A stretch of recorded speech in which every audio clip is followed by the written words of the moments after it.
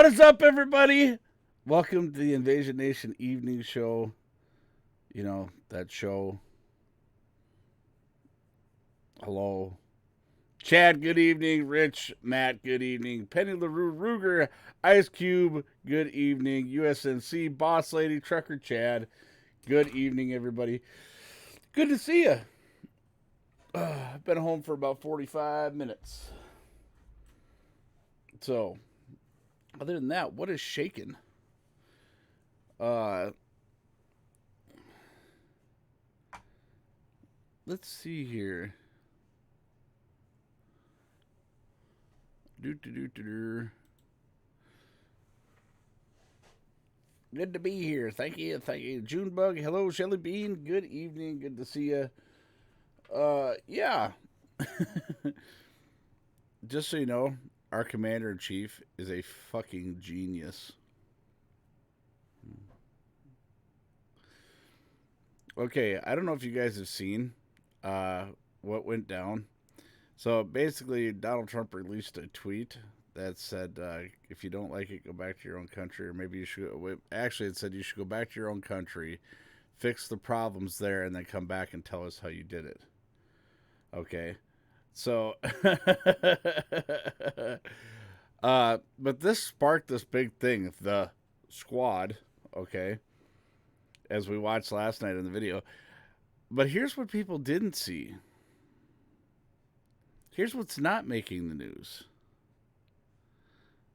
That little asylum trick that people have been using, it's not working. Donald Trump put a kibosh. Uh,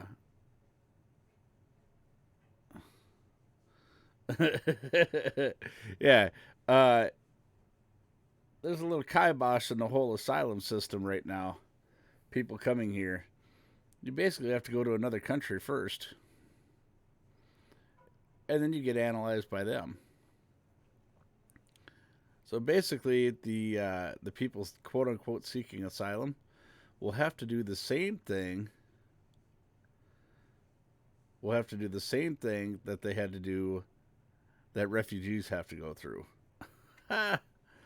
Sarah, what's happening? Jerry, what is happening? Good to see you. Yeah. So people haven't quite seen this yet. They haven't caught on yet. See, this is Donald Trump, and here's the other thing Donald Trump is doing. Here's what people don't understand. Our quote unquote squad for the Democratic Party, Voodoo, what's happening? Our quote unquote squad is now up in the forefront of the attention of all these people. They are basically the front runners in the Democratic Party. This is what people see when they see Democrats. By the way, just so you know, Ilhan Omar, recently polled, has a 9% approval rating right now. uh, Narrow Road, what is happening? Good to see you. Yeah. So, yeah. Gus, how you doing? Good to see you. Yeah, so that's the beans of it. Our commander chief. Now that I've seen it all come out to fruition today, uh, a lot of people are missing it because they're talking about his tweet as opposed to what he implemented into policy. So it'll be interesting to see how this works.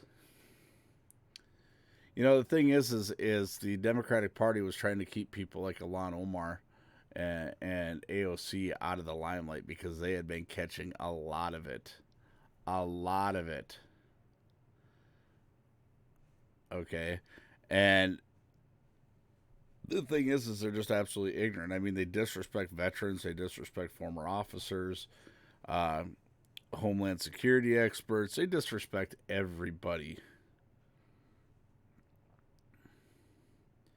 And that's just not working out very well. Oh, where is? Matter of fact, I believe. I wonder if I can find it on the old screw tube.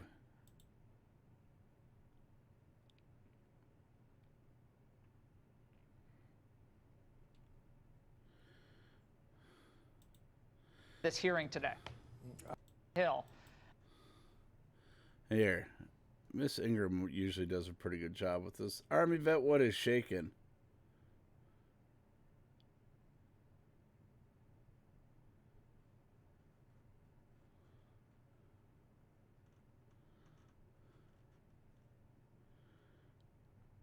Welcome to my world, Jerry. All right, listen to this. We're just going to listen to part of this, not the whole thing. But now remember, the party of abortion on demand and now infanticide cares more about the children than you heartless, soulless Republicans.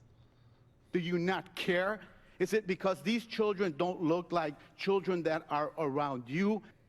Have you ever held a deceased child in your arms? First of all, your comments are disgusting. I've served my country for 34 years, and yes, I held a 5-year-old boy in my arms in the back of that tractor trailer. I knelt down beside him and said a prayer for him because I knew what his last 30 minutes of his life were like. And I had a 5-year-old son at the time. For you to sit there and insult my integrity and my love for my country and for children, that's why this whole thing needs to be fixed. I wanted to give him a standing ovation all day long just for that moment, but there are a lot of them. And what Tom Homan is rightfully pointing out is that the congressman up there, AOC, Clinton, and all of her ilk, refused to accept this crazy concept known as the rule of law. So you are the author of the family separation policy? I am not the author of this memo. You're not the author, but you signed the memo. Yes. You recommended family separation. I recommend a zero tolerance. Which includes family separation. The same as is with every U.S. citizen parent gets arrested when they're with a child. If I get arrested for DUI and I have a young child in the car, I'm going to be separated. Mr. Homan, with all due respect, legal asylees are not charged with any crime. When you're into the country illegally, it's violation 8 United States Code 1325. Seeking asylum is legal. If you want to seek asylum and go through the port of entry, do it the legal way. The Attorney General of the United States has made that clear. Okay. Today's hearing was convened by the House Oversight Committee, whose members included 3 of the 4 progressive it girls. Now, conjuring up emotion and passion, usually reserved for border crossers gaming our immigration laws, they read from the dog-eared script that demonizes Border Patrol and ICE and forgets about duly passed laws by our legislature. Forget about those. But at a certain point, former acting ICE Director Tom Homan had just about enough. As a 34-year veteran of law enforcement, it is shocking to see the constant attacks against those that leave the safety and security of their homes every day, put on a Kevlar vest and put a gun on their hip and risk their own safety to defend this nation. They have to wake up every day and see news reports and comments from representatives in Congress that they're Nazis, white supremacists, that they operate concentration camps, that they knowingly abuse women and children. ICE agents and Border Patrol agents are mom and dads too. They have children. What they see every day in this unprecedented surge of children and families affects them deeply and emotionally. Has any of those who easily attack the men and women of the Border Patrol ICE, you ever walked up to one and thanked one for serving their nation? Have you ever had to console a small child or a spouse of a fallen officer? I have, too many times. Game, set, match. The only borders the new and radicalized Democratic Party believes in now are those around maybe abortion clinics, keeping sidewalk counselors away from vulnerable women. That's a border they'll enforce.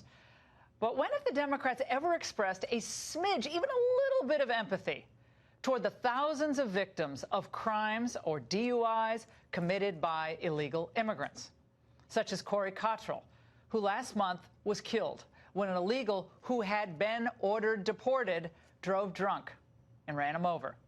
His family, including 2 young daughters, are separated from him forever, not for just a few weeks or few months. So has AOC or any well-known elected Democrat shed one tear for these types of tragedies? Ever? Not that I've seen. Instead, they would rather paint America as a gulag for immigrants who are all good and deserving, despite the laws that they do violate and court orders that they brazenly ignore. Our government, at the hands of this administration, has exhibited an incompetence and cruelty that has created a human rights crisis in our own country. They've now gone from denying that there is a crisis to accusing those working to stop it, our border agents, of actually creating a culture of cruelty. There is no need for us to arrest innocent people and treat them no differently than criminals when they are pursuing their basic human rights. Calling these Auschwitz-style concentration camps, that doesn't help solve the problem. Now, to a lot of these Democrats, America, especially when it's being led by Donald Trump, is broken and illegitimate, the whole country. So the laws that Democrats don't like, they too are illegitimate. Joining me now is Congressman Sean Duffy, former NYPD Commissioner Bernie Kerik, and immigration attorney Gunther Sanabria. It's great to have all of you with us tonight. Gunther, let's start with you. This hearing was quite something today. We had Tom Homan, who's actually put on a uniform, served the country for 3 decades. Correct. He's really ticked off, and I think rightfully so, about the broad brush demonization of men and women of Border Patrol, 50% of whom are Hispanic Americans. And your reaction to what he said about that demonization? Well, a couple of things, Laura. Number one, I hear Mr. Homan talk about himself, how he feels, how the laws are being broken. But I don't hear him say anything about the families. I don't hear him say anything about the children, the mothers. And we recently heard of a child, a baby, Maria, I think it was her name, that died in the custody of immigration. So I just would like to see Mr. Homan, instead of talking about the nightmares that he had from the memories that he had when he was serving So you're upset that he doesn't have enough emotion? No, he has emotion, but the emotion should be directed towards the children. We're talking about children. We're not talking about adults, criminals. And he continues to talk about how he feels and how he felt and how the ICE Patrol agents would feel about it. So you think when he is with, if he's in a situation with a crying child, that he doesn't care about that child? I'm sure he cares, but he does care. We all care about all children who are innocent, who were brought by people, some of whom were not their family members, trafficked across the border and used as pawns. We do care about them, which is why we want to asylum reform. He's in Congress testifying. Bernie Kerik, when I was down at Del Rio in Eagle Pass at the end of April, early May, what I saw was appalling. Here's some of the video. People see the Border Patrol boat and they jump with a pull toy or blow-up inner tube because they know our Border Patrol are always going to pick them up. We're always going to rescue them. That's what we do. That's who we are. We don't purposely let people drown. Other countries might do that. We don't do that. But today, and listening to some of these Democrats, no, we don't pick them up. And in fact, we want them to suffer. That's not what I saw down there. What I saw was we need to reform this system so people are safe when they apply for asylum and not endangering the lives of children by bringing them thousands of miles from their hometown. Your reaction to this hearing today? I think Tom Homan should have walked out. That's what I personally think. That's what I would have done. The people that make these comments, these members of the House, it's idiotic. Some of these comments are just stupid. The men and women of the Border Control and ICE go out there every day and put their lives on the line to protect this country. The people coming into the country illegally, they are violating federal law.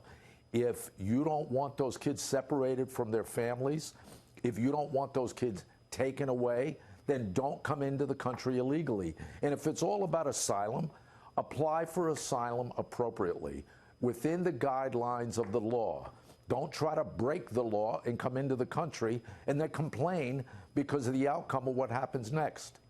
Well, as we talked about many times, Congressman Duffy, the trip up here is a bad trip.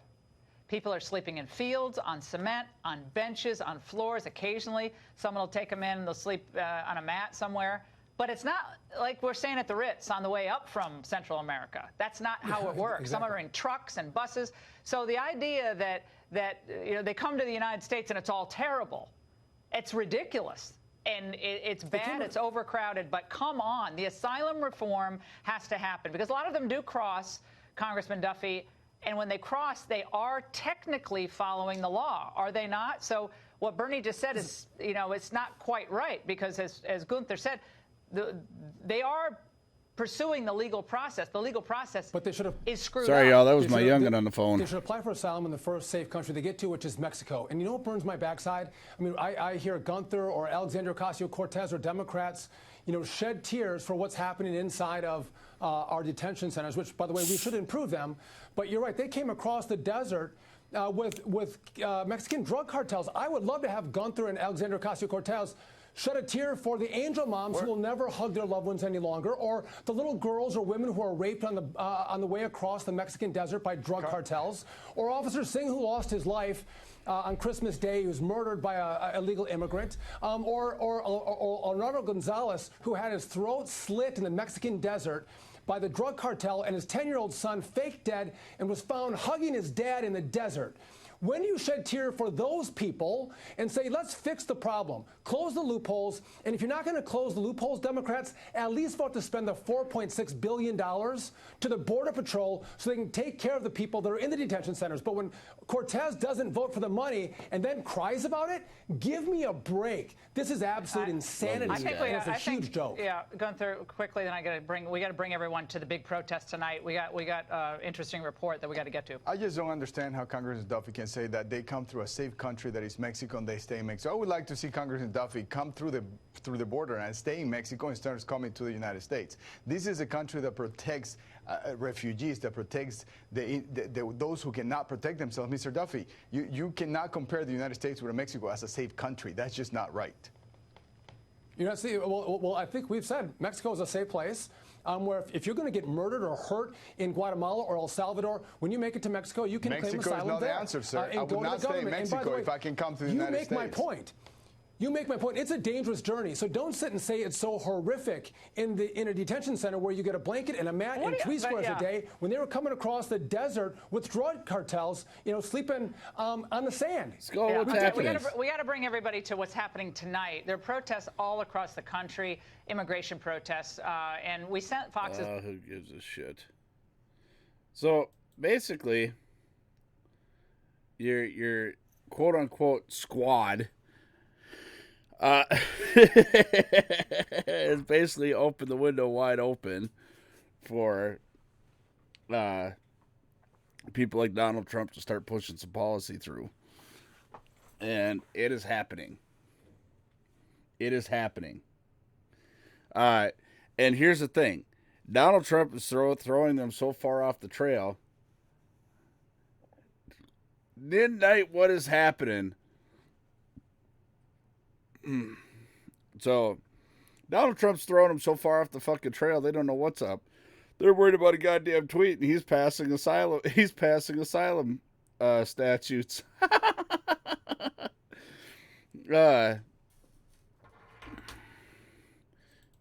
Let's see here.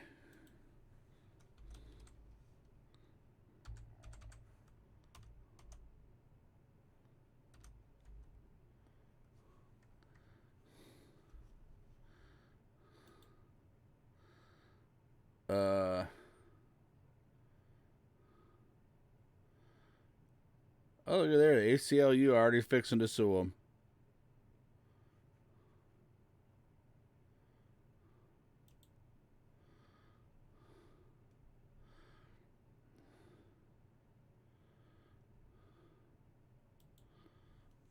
Let's see here. I can't believe it. That I won the best of sweepstakes and I get to be in this Geico commercial? Let's do the eyebrows first. Just tease it a little. No, I can't believe how easy it was to save hundreds of dollars on my car insurance with Geico. Roll out, rush in, drop back. Geico. Believe it. So joining me now is Cecilia Wong, a deputy director of the ACLU, and she comes to us from San Francisco.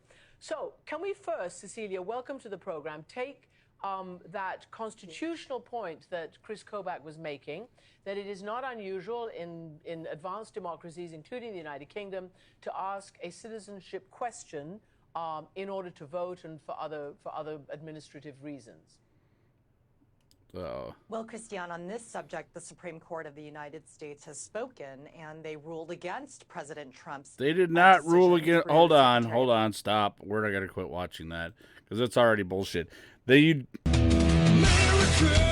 right, thank you for the sub. Let me help you out. This is already starting off on the wrong foot. She already lied. We can't watch it anymore. She already lied. The United States Supreme Court did not rule against Donald Trump's question. They questioned the motive. Okay, let me help you. Let me help you. They said that it is perfectly legal, and I quote,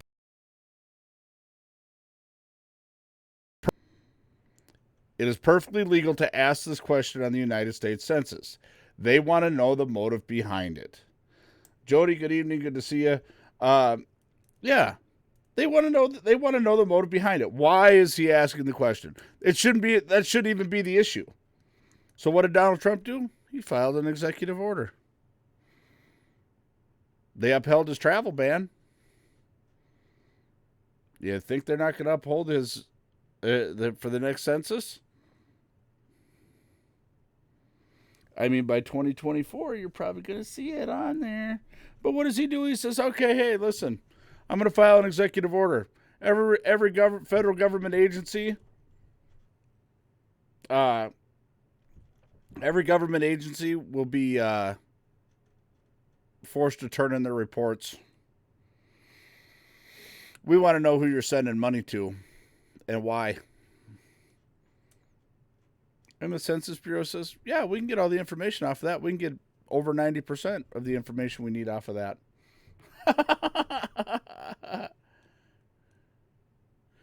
So, yeah. So anyways, I did a thing today.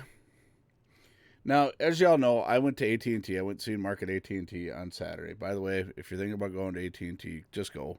Go see Mark. He'll take care of you. So I went there, and Mark put all my old stuff on my new phone, but I forgot that I had to log in, log into all my programs again. So people are sending me messages on Snatch Chat, and I'm like, they're like, hey, check your Snatch Chat. I'm like, oh, yeah, okay, let me do that. So, yeah, I forgot about that part. But anyways, here's the whole thing. The new asylum law, okay, basically they have to try and seek asylum in another country. Like if you're crossing over 4 countries to get here that are, I don't know, let's say you're passing through London. Like people from Africa, they're like, why are they coming through Central America and then Mexico and then up here? Why is America the target all the time? No, I didn't forget it. I didn't forget them. I just forgot to log in. So basically, I had a bunch of programs that had a shit ton of messages for me, and I couldn't see them. Jerry, in regards to your link, I didn't want you to think I ignored it. I can't go on Twitch here and grab it because then you guys get to see all the personals, and I can't have my personals up online. So we'll have to wait to see if an admin pops in or something. Ugh. But anyways, yeah. Anyways, this is the yeah, we're definitely the target. So I have a USB drive with all my usernames and passwords on it in my safe, and my brother has a copy in case of my demise. Oh shit. I mean, they can get into my shit all they want. Guess what's gonna happen? I got a redneck tech, they're fucked. First time you try fucking with my shit, you're hit. I'm just saying. But that's the thing. By going through other countries,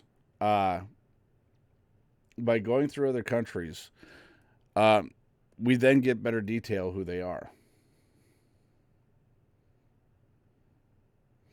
Everything is free here. Don't need to work. Yeah.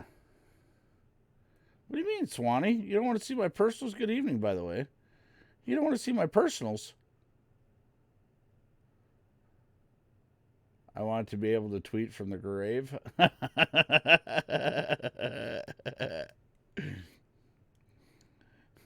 You'll be tweeting shit like, Donald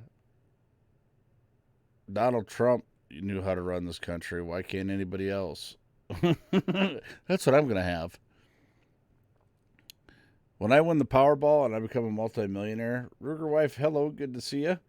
I'm gonna get the personals out there, and I'm gonna get all my stuff out there, and I'm gonna have a computer that just sits around. All right, Swanee, I appreciate you. Making them dirt road dollars, way out yonder, having them holler. I'm gonna have somebody maintain a computer that just posts a random tweet from me every day or a Facebook post.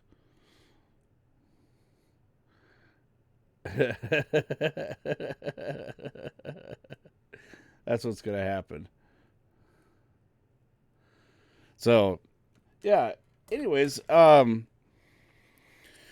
how'd everybody's day go? Mine was, as usual, boring as fuck. Other than the fact that, you know, if you ever wanted to just pass somebody, hit the brakes right in front of them, get them a dead stop, and say, hey, other people have to use this road too.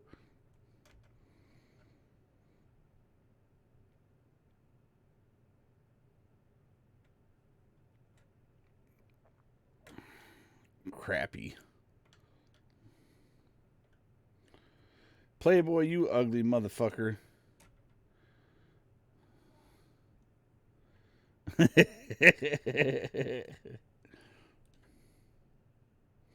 Little Miss Airhorns. What is happening?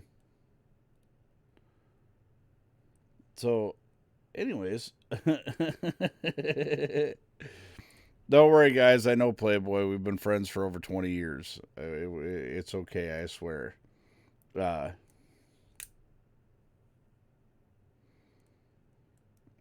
I almost did create excitement.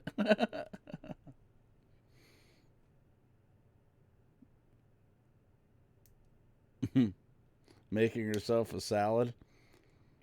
When did she become a rabbit?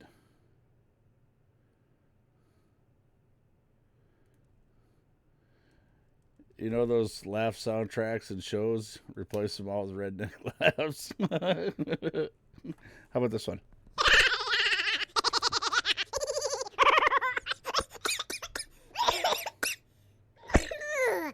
Oi, oi, oi, oi, oi.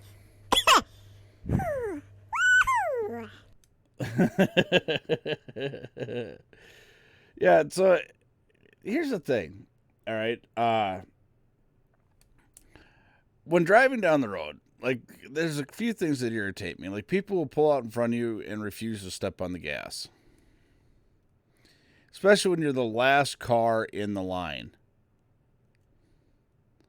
I literally have to watch myself because I get some serious road rage when people do that, because you'll be doing 65 miles an hour and some jackass will pull out in front of you. Oh, I'm going to slowly accelerate. Well, tonight I had enough of it. Tonight, I went around somebody on the shoulder and I dead stopped in the middle of the road and I said, you ever do that again, I'm going to see the front bumper on my truck? I said, you're going to see it when you pass me. You ever do that again in front of me and I'm just going to stay on a cruise control and shove you in a ditch. I've got good insurance. Today was kind of...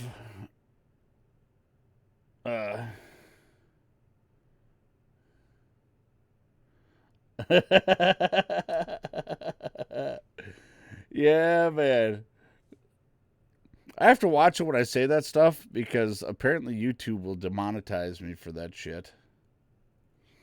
Yeah, and then the other thing that happened was I had a lady pull out in front of me on a 2-lane road. Pulled out in front of an entire line of traffic and then decided to not do the speed limit. The speed limit was 55 miles an hour. She decided that it was okay to do 30. Now, mind you, I deal with this every day, but today was just like, all right, start telling people what I think. This lady then proceeds to lead us out for 16 miles this way and pulls into a gas station. I pull into the gas station behind her. And I said, ma'am, what you did is very rude, very disrespectful. I said, there's people on that road that you held up in traffic that have to make a living on that road, that have to get to their families. And she just looked at me while I have her. I said, no. I said, next time you see the front bumper on that truck, I said, I'm the guy who was right behind you. I'm just going to shove you. So I thought for sure I was going to get pulled over. I thought for sure that officers would have been chasing me down in both Minnesota and Wisconsin. But apparently nobody called the cops on me, so must have been the porn stash. All right, Grizzly, I appreciate you as always. Coming in with the host. Rubbing is racing. This is what I miss about my old black dually.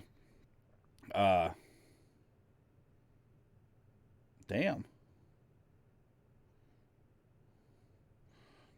Ice Cube got the whacker Dewey. Damn. What'd he do? Drop the soap? Ice Cube, what'd you do? Drop the soap? Lenny, what's happening? Good to see you.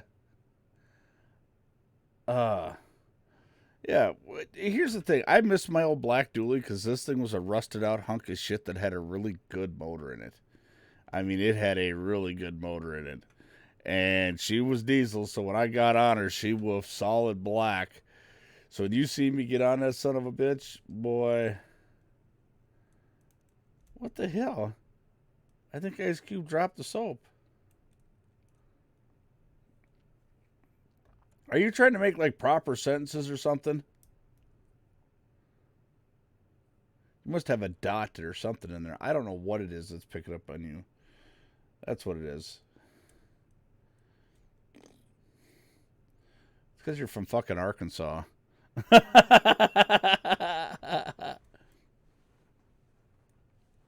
Man, I wish I could afford... Clinton's actually, his brother's got a Ford lawnmower chassis down there. I actually want a Ford lawn tractor. I always wanted one. Of course, drop the soap down the drain. Please refrain from using punctuation. Well, what the fuck? Hey, you guys remember when this thing went stupid and you couldn't even cuss on here? What soap? MN Trash, what is happening? Good to see you.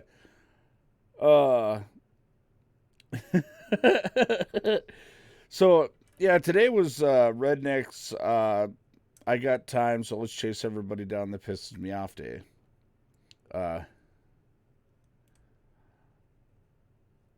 Yeah, I kind of went at a few people today that really just, that shit irritates me. Then a guy from Barron Electric Company proceeds to drive down the road going stupid slow. And we're talking, you know, this is like 4 o'clock in the afternoon, so traffic's pretty heavy. So as soon as I had the opportunity to pass him, instead of getting out of my truck, because now I'm on my return journey, I have these very loud pipes on my truck.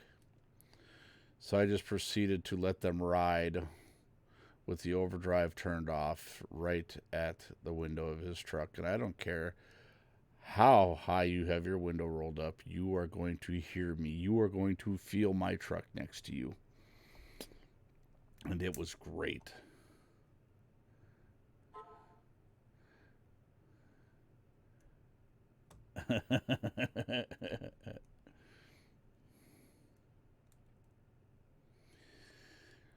Oh. Yeah. And here's the thing. Yeah, I know. Assholeo. And then, you know, that's one thing I miss about my diesel trucks. All of them had well, no, my blue one didn't. My blue one, I did a side dumper. But I dumped it out the passenger side, right in front of the rear tire. And when I came by you, I made you slow down.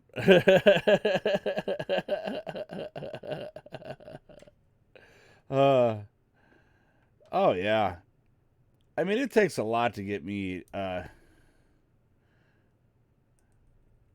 No, my job's not really strenuous. It's stressful, but it's not strenuous. You know, outside of the fact that occasionally I get people, pretty much daily, I get people like to overload coolers. These coolers aren't supposed to have any more than 40 pounds in them, but I got one stop that is adamantly over 80 pounds every time. So, Bubba, what's happening? Good to see you. So this is kind of Puffs are my friend tonight. What, are your allergies whooping your ass?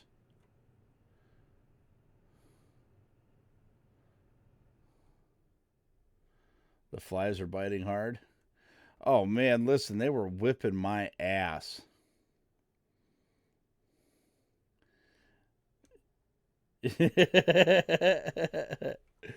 Swanee, here's the deal. Every once in a while, I have to do things to alleviate pressure, and some of those things consist of irritating other people when they irritate me. So, and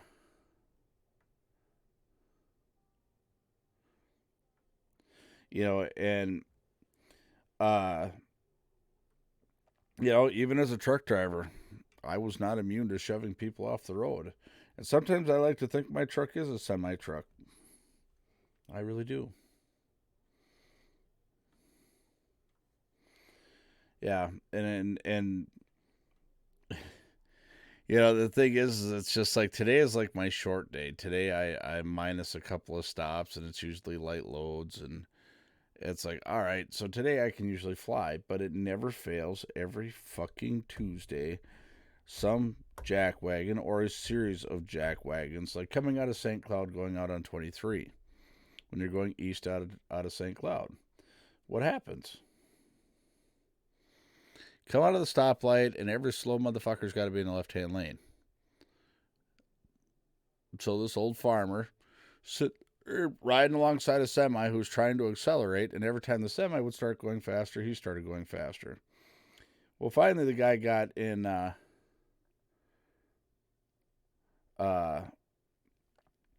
the semi got going fast enough for this guy was in his blind spot, and the semi just decided, hey, I'm going to move over. That guy slammed on the brakes, was on the shoulders, and I didn't feel bad for him at all.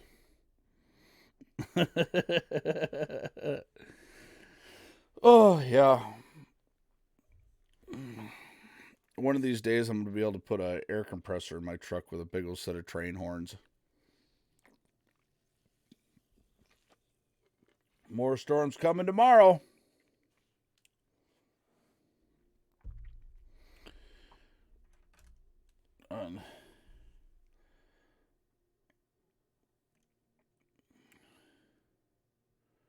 Nice. Perfect.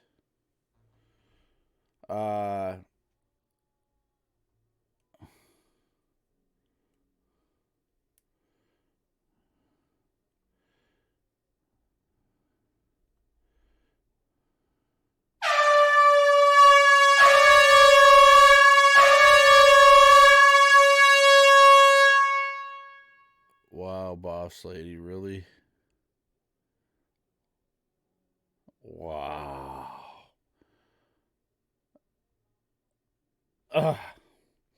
See, that's the problem when you ride around a loud ass truck all day. That shit don't bother you as much as it does first thing in the morning. I'm like, what the fuck? I don't even have the gumption to pull my headphones away. I'm just like, I'm just gonna take it. I'm gonna take it like a punk in prison. I'm just gonna take it.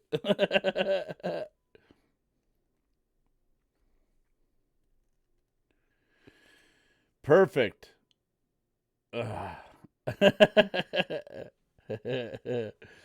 So,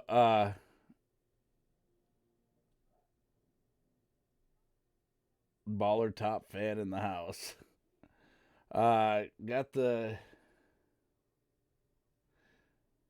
Hell, they got kits with a pump on them. Yeah, but I want the authentic ones, and they literally need like 220 psi of pressure to get the full throttle of a train.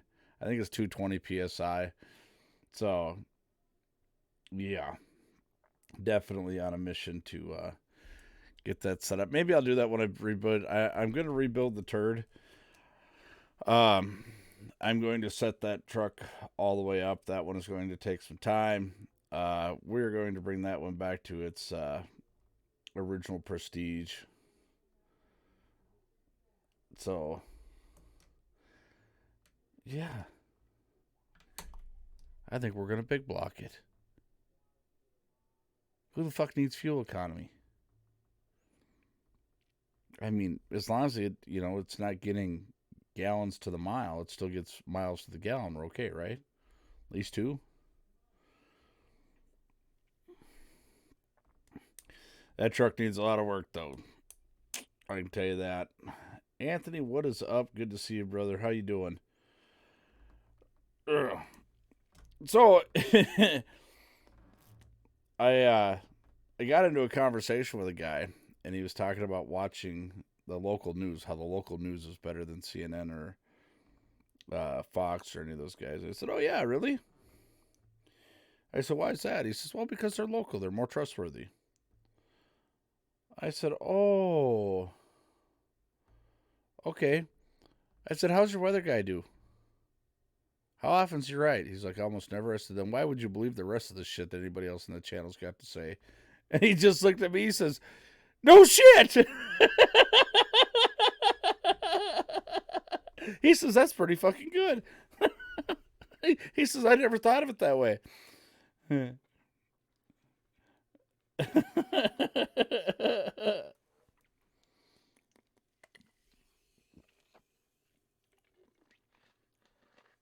Ooh, I like real train horns.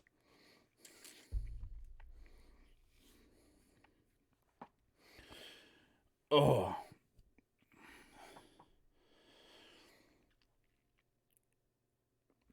So this morning, I put out a challenge.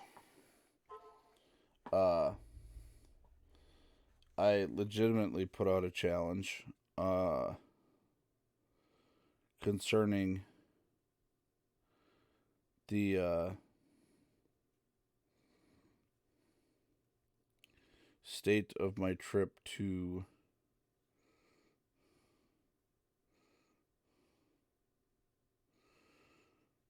Street Machine Nationals. So, let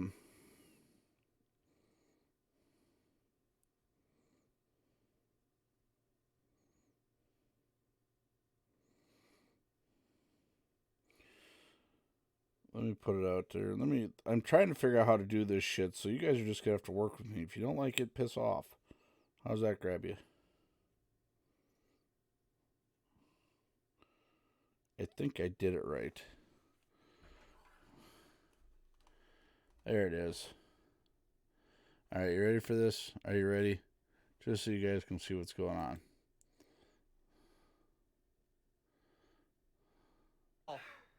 I honestly didn't think. And if we can get it set up soon enough, Thursday morning I have to go. I have to leave the Street Machine Nationals, but I will wait a little later. I will go in if they have time at the Mill Pond Salon. I will go in Thursday and I will get it waxed live on stream. Nope. I will shave my head. We're not. I honestly didn't think. And if we can get it set up soon enough, Thursday morning I have to go. So this is the clip from this morning. A little later, the last hour this morning, I said by tomorrow. I said by tomorrow at the end of tomorrow's morning talk show, if I have $300, I will go into Mill Pond Salon. I will go into Mill Pond Salon and I will get my head waxed. And from what Lolly tells me, Paulina may have an opening. This is how bad I want to go to Street Machine Nationals. Right now, I don't have the money to go to Street Machine Nationals. So,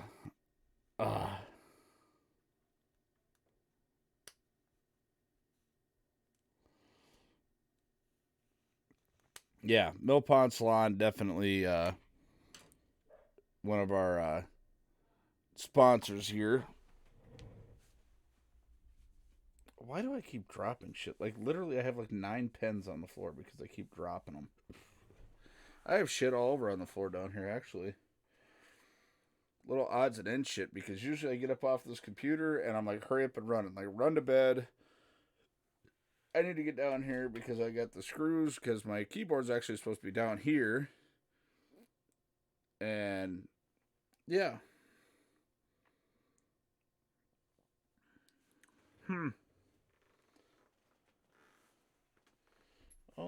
There's one of my fancy controller paddles.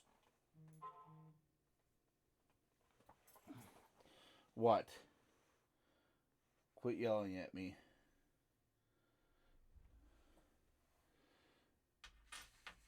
Oh, yeah.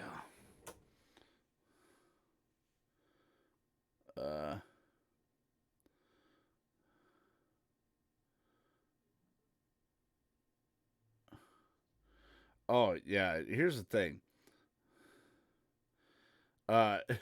If this happens, I talked to a buddy of mine that actually had this done. He didn't video it or nothing. He just went in because he's shaves his head like I do and like that guy did. They shaved their heads.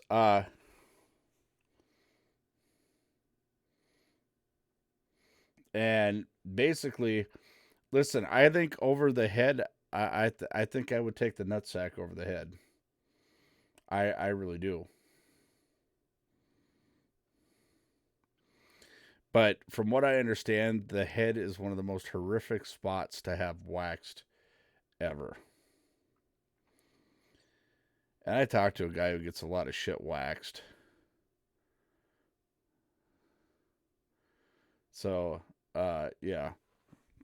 All right, I'll show it one more time.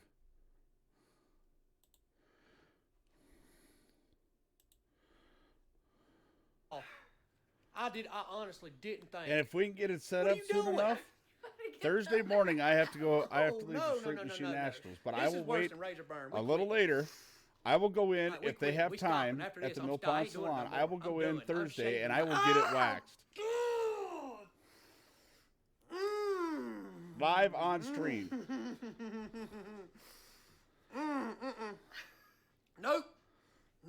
I will shave my head. We're not. I honestly didn't think. And if we can get it set up soon enough, Thursday morning I have to go. I have to leave the Street Machine Nationals, but I will wait a little later. I will go in if they have. So apparently, I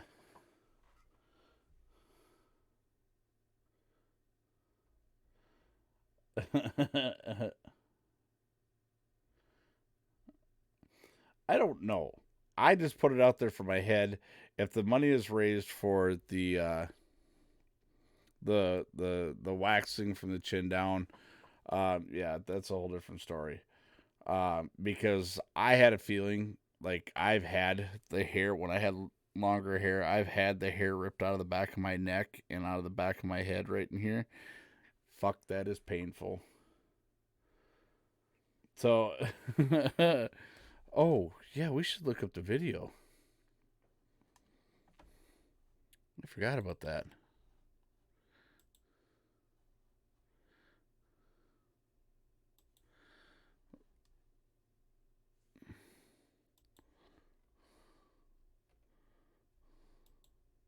Yeah, I caught a crackhead stealing my stereo last night on my patio. I caught a crackhead stealing my stereo last night on my patio. She put my TV in a sack. My Xbox was attached. She tried to go sell it for a little bit of crack. She's high as a horse, smoking crack, of course. She got it in the back alley with other crack whores. She says she ain't on nothing, but she tweaking on something. She says she ain't on nothing, but she tweaking on something. She lives in a trailer for crack, she does sex favors. She's got a lot of babies, her life's a disaster. She got a flat booty and she got no boobies, but she'll sell her coochie, that thing it smells like sushi. She says she ain't on nothing, but she tweaking on something. She says she ain't on nothing, but she tweaking on something. I caught a crackhead stealing my stereo last night on my patio. I caught a crackhead stealing my stereo last night on my patio. I got a crackhead called the crackhead.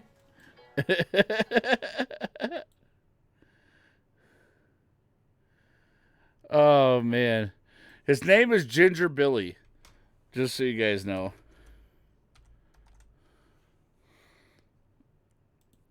Yeah.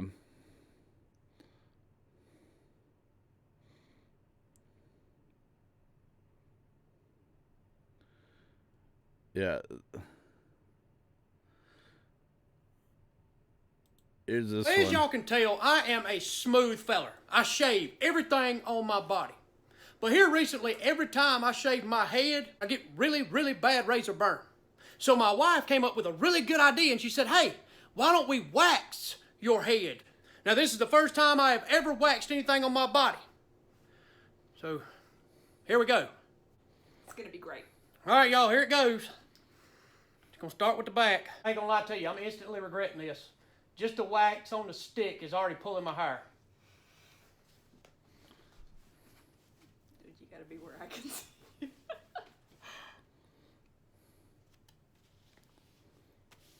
You ready? She's laughing way too hard. 3, 2, 1. Oh, wait a minute. I'm pulling this away. Oh, don't do that. God. I was prepared. I was ready. All right, here we go. 3, Just do it. 2. Oh, my God. Oh, God. Oh. God.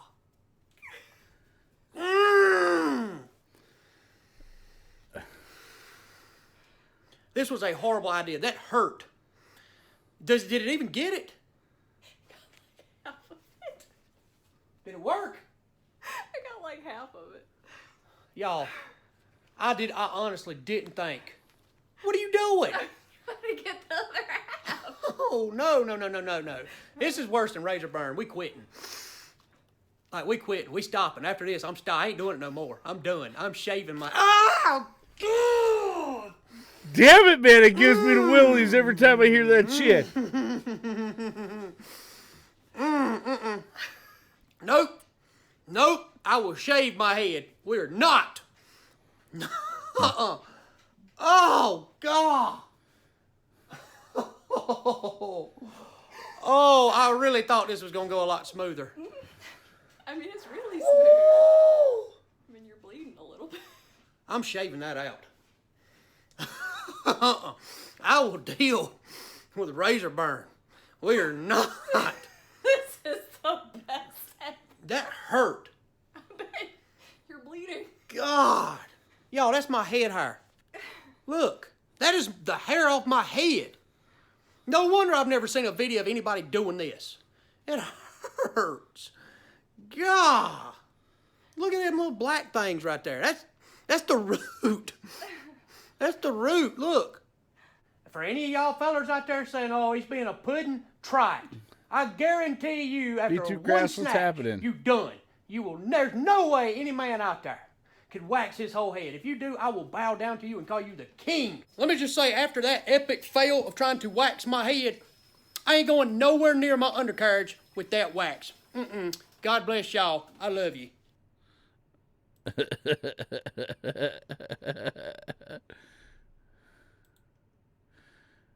So last time y'all went fishing with me, I was trying to teach y'all how to catch a fish with a big old wiener.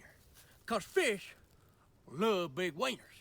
But then I got to thinking, every man don't have the capability of fishing with a big wiener. Because some men have little wieners, and some men have fat wieners. So today, I'm gonna show y'all how to catch fish with a little wiener and with a fat wiener. In order to catch fish with a little wiener, you have to use a different technique than when you use a big wiener. You see, when you use a big wiener, you just flop that thing on out there, and the fish look at it and they're like, oh my gosh, that's a big wiener, and they want to put their mouth on it. But when you use a little wiener, you have to make it wiggle. You have to make it dance. You have to make them fish look at it and say, oh man, I want that little wiener in my mouth. Look at that thing dancing around there like that. I've been fishing with plenty of fellers before that have tried to use their little wieners, and they didn't use their little wieners properly, okay? You've got to really know how to use a little wiener to make a fish bite it. Now, what I'm gonna do is I'm gonna take my hook here, and I'm gonna put my little wiener on my hook, just like so. So This much guy is easier a to handle a mess. little wiener. You know, you can get your hand and you can really just put it around your little wiener. You can't do that with a big wiener, okay? It takes 2 hands for a big wiener. Just takes 2 fingers for a little wiener. You know, hook that little old wiener on there like that. Look at there, look there. See, you got that little wiener hooked right there? Now I'm gonna throw it in the water and I'm gonna make it dance. And them fish is gonna come up and they're gonna expect it. And they'll say, well, you know what? I ain't never had a little wiener in my mouth before. I always had them big wieners. And they're gonna try it out. And then I'm gonna jerk them up. I'm gonna jerk that little wiener right in their mouth. Now I can already see there's a cooter sitting right there. You can see it right there in the video. He's just waiting for his little wiener. I tell you, them cooters love wieners. It don't matter what size the wiener. It don't matter if it's a big wiener, if it's a fat wiener, if it's a little wiener. Cooters love wieners. Take this wiener here, and I'm gonna throw my wiener. Chunk my wiener on out there. All right, now what you want to do is you want to make that wiener dance, okay? You know, make that wiener dance. Make that wiener dance, like that. There's probably fish all around it looking at it right now. I just hope that cooter don't suck my wiener up, you know. I don't want that cooter to get a hold of my wiener. I've seen them, they're inspecting my little wiener. Yo! All right, now here's the deal, okay? I'm gonna make this dance one more time. His name is Ginger Billy, by the Usually, way. if you throw it out there 2 or 3 times and there ain't nothing putting their mouth on your little wiener, you ain't gonna catch nothing. With a little wiener, they either like it or they don't. Well, got me something. I thought I had me something. I stuck to a tree. All right, so I've been fishing long enough with my little wiener, and it didn't work. Nothing wanted to put their mouth on it. You know, a lot of things just don't like little wieners, you know. When it comes to wiener size, it really does matter, okay? So to all y'all fellas that are trying to use your little wieners, you're at a disadvantage, okay? Because them fellas with them big wieners, they're just impressive. Big wieners are more impressive. I mean, when I hold this up, what do you think? Oh my goodness, that's a big old wiener. When I hold this up, what do you think? Oh, look at that cute little wiener. All right, so now I'm switching over to the fat wiener. Now, there are some advantages to a fat wiener, all right? Now, long wieners can be scary. A fish can look at a long wiener and feel intimidated. Now, a fish can look at a fat wiener and think, oh man, that'll fit in my mouth just perfect. It's not too big, like a long wiener, and it's not too small, like a little wiener. It's just the perfect size wiener. That owl over there sees me with my fat wiener in my hand. He's over there hooting at me. Who is that with that fat wiener in his hand? Right, we're gonna try to hook this old fat wiener on here. Now that's one thing about trying to hook a fat wiener. It's so much easier to hook a little wiener than it is a fat wiener because you got all that meat. You know, that's a lot of meat right there. That's a lot of meat for a fish to put in its mouth, and a fish knows that. That's why a fish likes a fat wiener because they're like, oh my gosh, look at that fatness of the wiener, and they just want to and put the wiener in their mouth. Problem is, with a fat wiener, a fish can choke to death. I have seen my wife plenty of times put a fat wiener in her mouth and she just can't take it. She can't breathe. She starts gagging. It's scary. So that's why we only buy the little wieners for her now. She can eat the little wieners just fine. She can put 4 or 5 little wieners in her mouth at a time and be okay. She can't handle one fat wiener. If you think she's bad trying to put a fat wiener in her mouth, you should see her try to put that long wiener in her mouth. Goodness gracious, you'd think it'd kill her. She's like, goodness, God, this big wiener right here is just too much for me. She likes it, though. You know, she likes a challenge, so she likes to see if she can put that big wiener in her mouth. All right, now what you want to do is you want to make that hook like it's done disappeared, all right? That way, when that fish comes up, it just sees a big fat wiener on the line. That fish is like, well, there's me a fat wiener to put my mouth on, and it tries to suck that fat wiener up in its mouth, and that's when you hook him. Wiener is in the water. A wet wiener is always a good wiener. I love getting my wiener wet. There's no better feeling really than getting your wiener wet, you know. Leave my wiener out here for a little bit.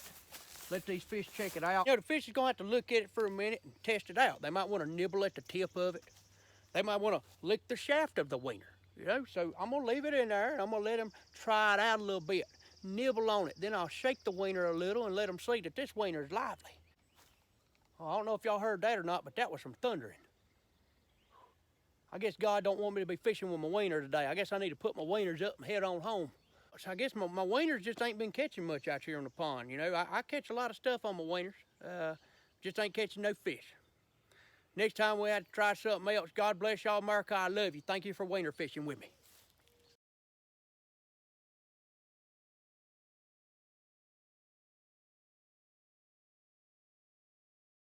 Hello, Marco. I'm gonna All tell right. y'all a story about how redneck Everybody, my hold on mama here is, one all second. I right? got my Now, youngin I on the am a phone here. We're mama's talking boy. I was about the car only child. particulars. Let me, oh. Let's see here. But that is, Ice ain't always drinking ice. All right, we'll watch one more by him. I'll let y'all hang on, check this out.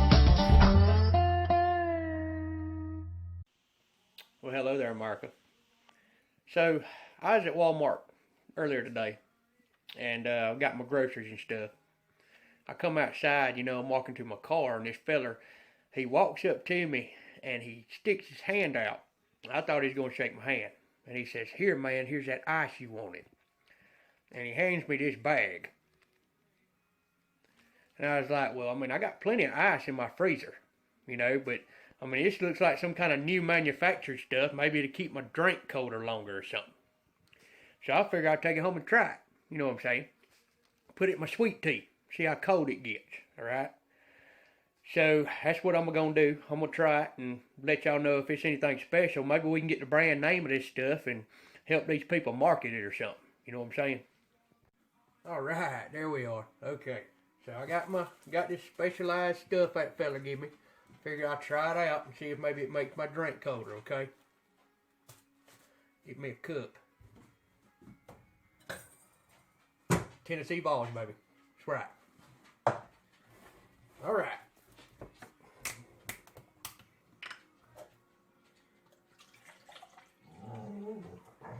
That's my pit bull. He's just whining because he ain't got no food right now.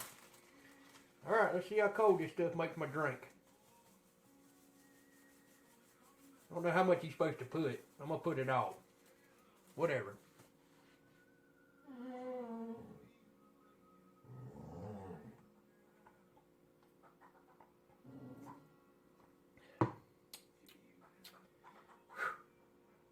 Tastes like Drano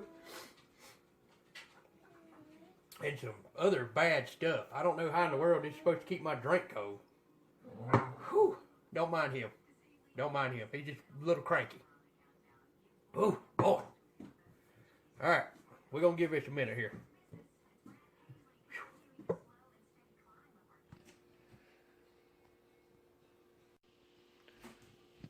Hello. Hello, America. How y'all doing? Now, I don't know what was in that, but I tell you what, I am feeling really, really, really, really good right now. Let me tell you something. But I'm sweating a lot. I'm really, really hot, and I'm really itchy. I don't know what's going on. I feel like bugs is crawling all over me, but I just want to go really, really fast. I want to run around the house or something. I think I'm going to go cut the grass right now. I swear to God, I think something's after me.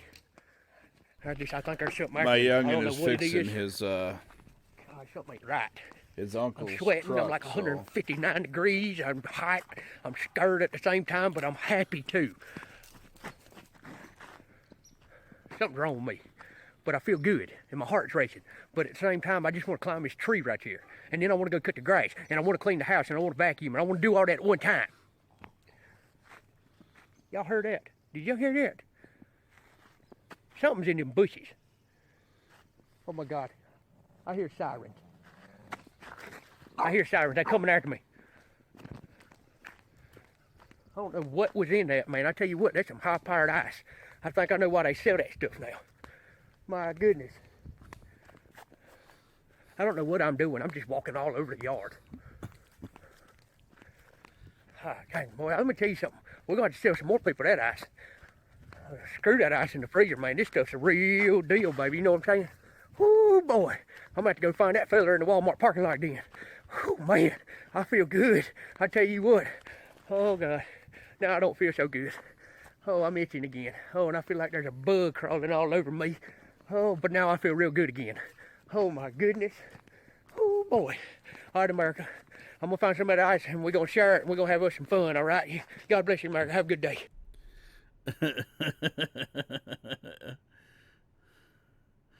This guy does some dumb shit. But he's inspired. So, what do we got going on over here in the old Shit Talker 5000? Oh, Little Miss Airhorn's in here. Last softball game 3-1. We lost by 2. Yeah, can't win them all unless you're the fucking Yankees and you pay enough people.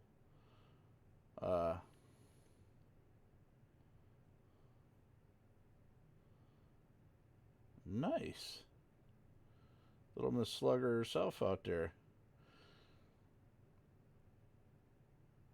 Oh, no, he was making a portrayal of being on methamphetamine or something.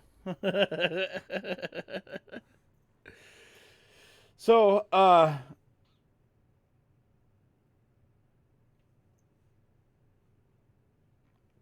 but anyways, I been helping my youngin' out. He's working on this pick 'em up truck and he's trying to figure some stuff out. And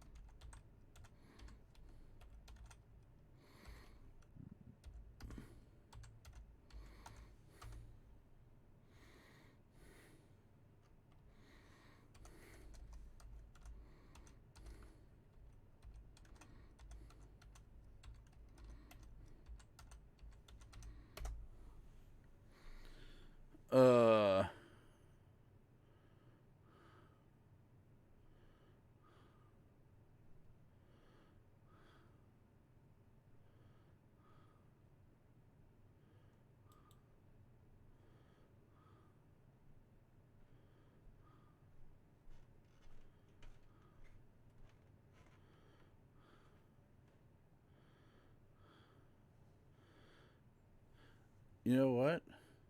That's actually a really good idea. Let me call that little bastard.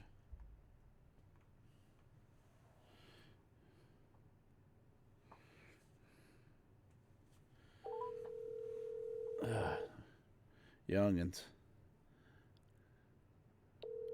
I miss mine though. Ew. Hey, do me a favor before you start yanking and tearing on that motor. Get you some starting fluid. Yeah. Shoot it in the throttle body of that truck. Okay. And see if that sumbitch starts. All right. All right? All right, we'll do. All right. Love you. Bye. Love you,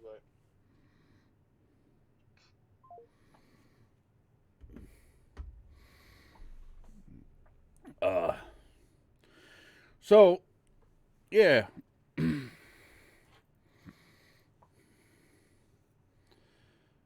Trans Am, good evening, good to see you. Anyways, again, so in the Adventures of Redneck, oh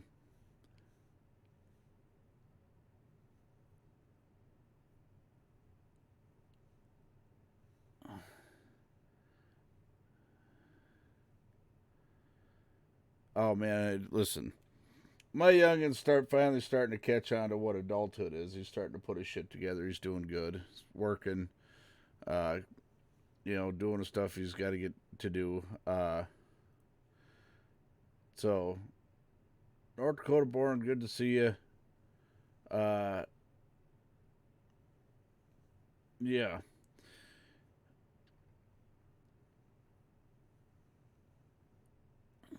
What, everybody's leaving me? Who's going? You rolling out? Nice. Netflix series, Adventures of Redneck. Here's the thing. They say idle hands is the devil's workshop for Redneck. It just means we get to fuck more shit up. And I got lots of shit to fuck up. I got lots of shit to fuck up. So, yeah. Listen, you don't have a clue. What did I figure out? I got 1, 2, 3, 4. I got 5 trucks. I got 5 trucks right now that all need to get worked on.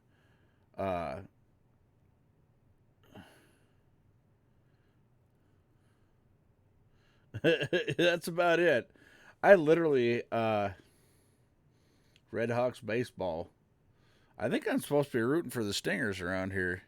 Yeah, it's the Stingers. The Wilmer Stingers is who I'm supposed to be rooting for, but I don't pay attention to sports. Used to be pretty hardcore about sports. But then when they start extorting taxpayers for money to build their stadiums and all the other shit, you can kiss my arse. So, but I don't ever discourage people. I mean, I'll sit down and watch a foosball game or do whatever. I got foosball stuck in my head. That's Little Miss Airhorn's fault. Had me watching The Waterboy this weekend, and I got foosball stuck in my head. The foosballs of the devil. Stingers got their asses handed to them Friday. Damn. Well, I appreciate it. So here's the I listen, I enjoy doing this, and you know, I enjoy streaming. I enjoy making videos, creating content. I really do enjoy it. And God willing and a creek don't rise, I will be able to do this full time someday. I think I've paid my dues as far as that goes. A lot of people have been doing this for a while. Been like, you've been making videos for 5 years and haven't got paid on a single one. And I'm like, no. Like, yeah, you definitely earned your place over here. So I get a lot of respect in that aspect, because when people go and check out the Redneck Invasion Facebook page, they realize the fact that I've been making videos for a long time. I never got into this to make it a career or anything like that. I didn't even really know you could make it a career. I thought it was like the American Idol thing, you know? You just made videos, and maybe someday somebody might see your shit and be a sponsor. I haven't got my 9 cents yet, Gus. We're waiting on Facebook. I think they pay out like once every 3 months or some shit. I don't know. But I did finally make 9 cents from Facebook, which reminds me, I should make another video to post on Facebook. So, yeah, Little Miss Airhorn got me to watch Waterboy this weekend. She also got me stuck on a series called Shooter on Netflix. It's originally a USA series. I am stuck on that shit. Shooter is about a retired Marine Corps sniper who gets framed for the attempted assassination of the United States president. But, you know, you'll have to watch it from there. Gatorade. Yeah, I'm already going into season 2. I kept catching it. I kept catching little bits and pieces of it coming in and out of the house as her and Lolly were watching it. So now I'm watching the whole thing. I really enjoy it actually so far. You know, the water sucks. See, look, quit! I can't even stay on topic because of that fucking movie.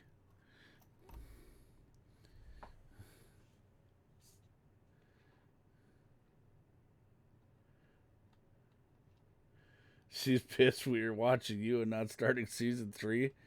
Oh, pipe down, midget. You got lots of life to live.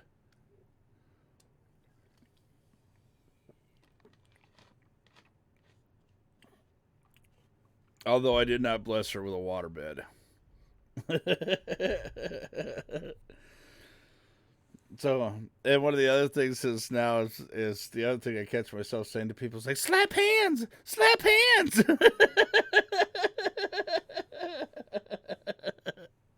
Oh, I'm a fucking idiot. I'm a fucking idiot. I really am. I'm a fucking idiot. Plain and simple. Little Miss has it on Netflix. So she's not missing anything. Ah! Asshole. Do you suck dicks? Do you suck dicks? Do you suck dicks? Do you suck dicks?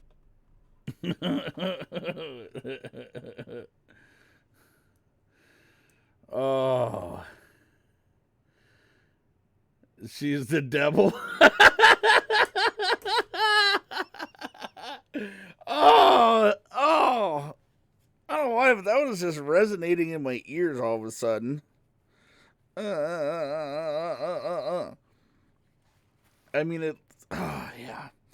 I love my viewers. I love the Invasion Nation family. Oh, yeah. Gus is like, I got my headphones on. Oh. Yeah. But see, here's the thing. Now, you know, when I started making videos for Redneck Invasion, it was like mud rutting videos, and it was me talking politics and talking about local events and things like that, and political research and just off the wall shit. You know, and that's the thing. That's honestly what the deal is. And then, you know, and then I got into a few serious situations, and you know, you know, it's gotten a lot bigger than I ever expected it to be. I mean, literally, this was a page that I started out on Facebook after I got back out of prison. I originally had a MySpace page with it, but MySpace pulled it down for political incorrectness. But got out, started up again on Facebook, and it was really just me and my buddies hanging out. Oh, Marv Calvin can kiss my big fat ass. He's a bitch. And you can quote me on that. And,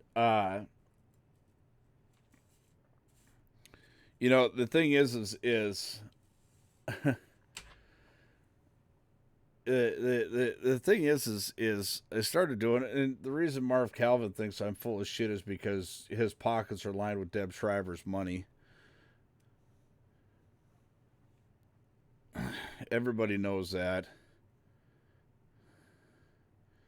Deb Shriver's got the biggest dick in Wilmer, and he's all over it.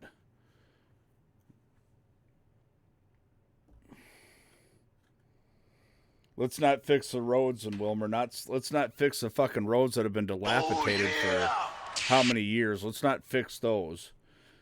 But let's build them a new city hall, right? Shades, what's happening? So, yeah. Here's the thing. Swanee, you rolling out? All right, Swanee, we will check you out later. Actually, we'll catch you later. Catch you on the flip side. Look at that. I must be getting tired. Son of a bitch. Anyways. Oh, yeah! Oh, I can guarantee you he takes money from her. I can guarantee you that his campaign funds and contributions, a lot of that comes from her. Absolutely Trump 2020. This is reserved parking for deplorables only. So, you know, the whole thing is when Marv Calvin was sent an email concerning Divine House and 4th Avenue homes and their procedures, because Marv Calvin likes to believe himself to be somebody who cares about his community. And really he's not. He's just part of an inner circle that all the people with money in Wilmer can control and basically get whatever pass that they want passed when they start bitching about somebody. Marv Calvin's the guy to say, oh, go get him. And Marv Calvin don't want to get into an argument with me on that because I have enough verifiable proof, you know. All right, Anthony, we'll catch you on the flip side. Tonight we are doing Copenhagen straight long cut. That is what we are dipping on tonight. So,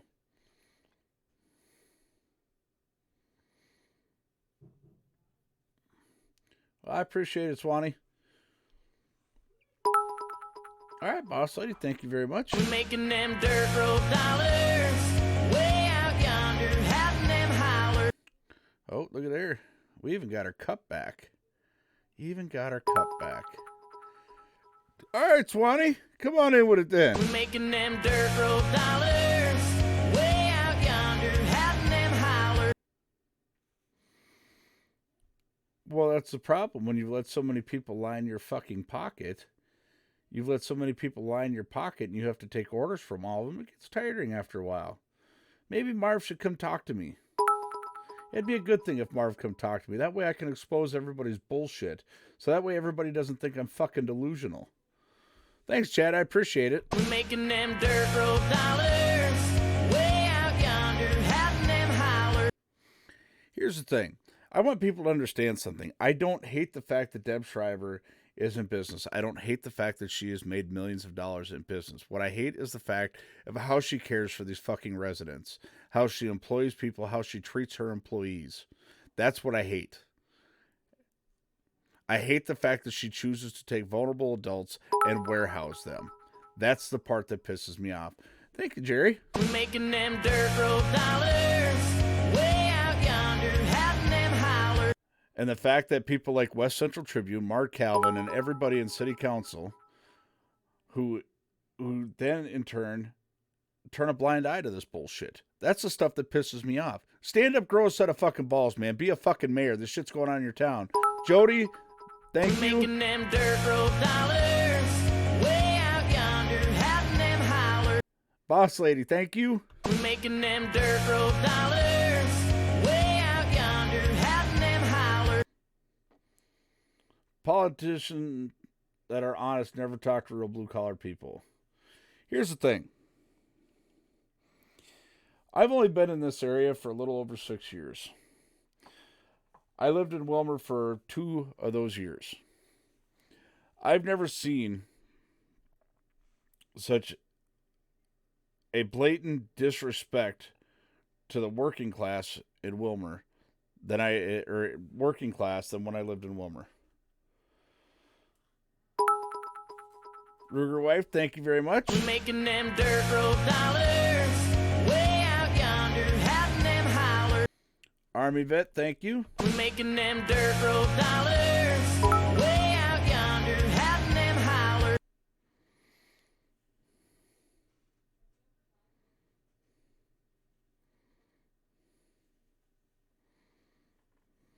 Yeah, Deb, here's the thing. Deb has a very, very worthy deal that she's doing.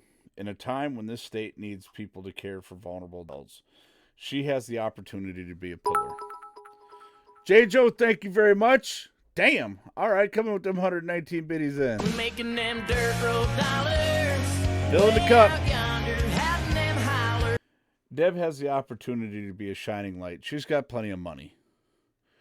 She could be the example for organizations like hers. Well, thank you, Little Miss Airhorn. I greatly appreciate it. Okay. When you take people you expect to care for other people and you give them $9 an hour or $9.50 an hour, whatever, and you tell them that they have to work their way up. Okay, Lene, thank you very much. I greatly appreciate that. 310 biddies. Making them dirt road dollars, way out yonder, having them holler. The thing is all right.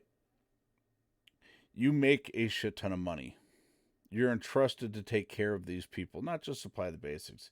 The incidences that happen at Divine House and 4th Avenue Homes, Deb Shriver can easily avoid. When I have drug dealers getting on my stream, getting on my live videos saying I used to deliver drugs to those houses, to her employees, and she denies this. Okay? When Marv Calvin says that I am full of shit, and I have it on video. I have it on video, but I am full of shit. When you have Dodie Evans trying to hide everything that was going on. And the thing is they take advantage of a lot of people that honestly care about their jobs, that honestly give a shit about these people, that treat these people like family. You have tons of caregivers who do that very thing, who care for the people they take care of, and that's why they're willing to accept less than adequate wages. They're willing to go above and beyond their means of duty. They're willing to work shitty-ass schedules. When people don't want to show up, they're stuck there. I've talked to people who have been stuck for 48 hours, even longer, straight. And you say, that's not possible. Well, fuck you. I know people who've had to do it personally time and time again because they hire people who just want to come for a paycheck, and because they got too drunk or too high or just didn't want to come to work that day, guess what? The people who are at the house are stuck there. And the thing is yeah, you stay there long enough, you might get a Dodie Evans possession. You might get a position, and those people are in their positions like, oh no, I'm not going to relieve that person. I don't give a fuck if they've been there 3 days. I had to go through it, so they can too. Instead of changing the system, instead of changing the fucking system, Deb Shriver has the opportunity to change the system as a whole. She has the money, she has the resources, she has the connections. She can change the system as a whole. She could be a leader in this. Instead, she chooses to just get rich and fuck everybody else over and use her money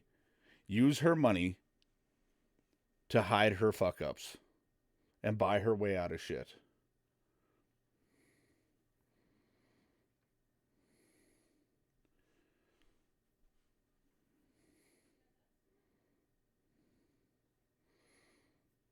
And that's the thing. Right. 72 hours straight.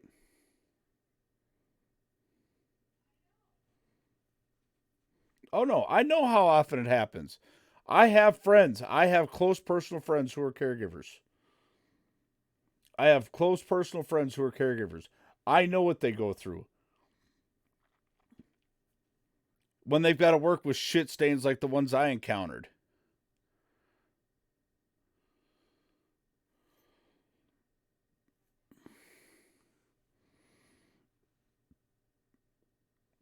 You know, and that's the thing. Because the state doesn't have anywhere to put these people. Deb Shriver knows this, so she continues to warehouse them. And when I mean warehousing them, it's... And here's the funny part. You know, she runs multiple businesses off of this.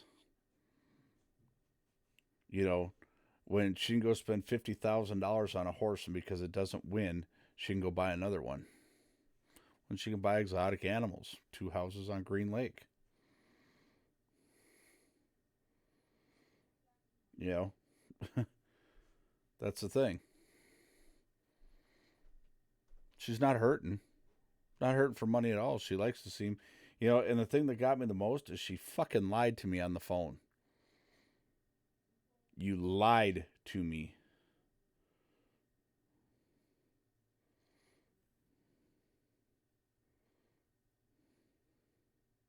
And then your boy Scott, the guy you had me talk to, he fucking lied to me. And then you bring Dodie Evans back in. You suspend her with pay until the heat dies down, and then you bring her back. When I have it on video how she blatantly violated vulnerable adult laws. But because, again, as we talked about this morning, Department of Health and Human Services answers to nobody but themselves. You want to talk about politicians who are on the take?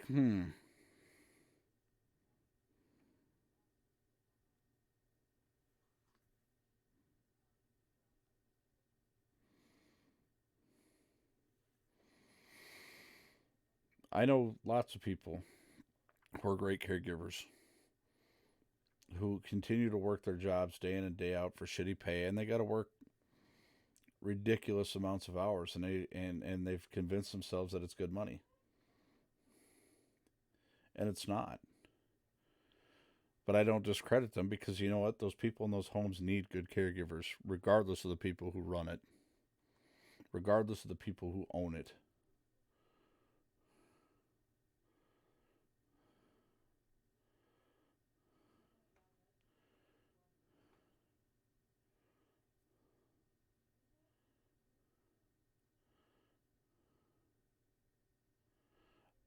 Oh, yeah, Jerry, that shit, they don't care. You can't walk out on a vulnerable adult. They don't give a fuck about your personal family. As long as you're there making them money. That's all that is to it. All right, Chad, you have a good night also.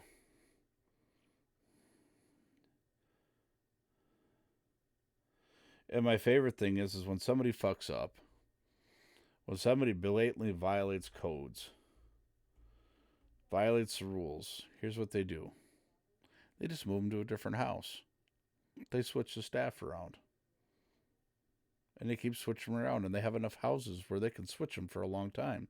They get paid a shit ton of money to train these people, but don't train them. I've got written statements from people that I turned over to the Department of Health and Human Services. Written statements from people. Sworn notarized statements from people who said, hey, this is what my training experience was like at Divine House. I went there. I went for my interview. They gave me my schedule. I went to the house. I got no training. I was told, here's where the pills are. Here's the keys. Here's the logbook. Just write some stuff in it once in a while.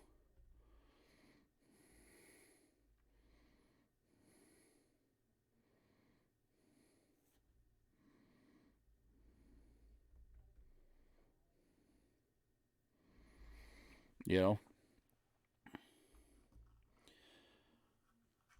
One thing for certain, two things for sure, whether you're religious or not, death comes to everybody. And no matter which way you want to believe, whether you want to believe, you know, that you're just going to die someday, well, believe that karma, which everybody believes in some form of karma. Everybody believes in some form of karma. Or what comes around goes around. Or there's nothing new under the sun. Or treat others as you would be treated. Or do unto others as you would do unto yourself. No matter which system you believe. One day, you will answer for the shit that you did. And I'm a firm believer in that. I've had to answer for a lot of shit I've done. I believe that.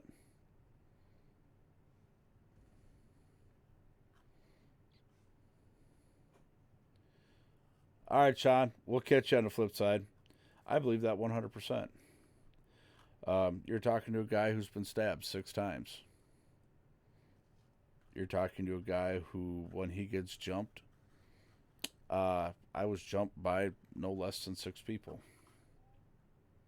I've had my face kicked in more than once. I'm a 2-time survivor of cancer. I've lost everything I've owned more than once. I got bills I can't pay right now.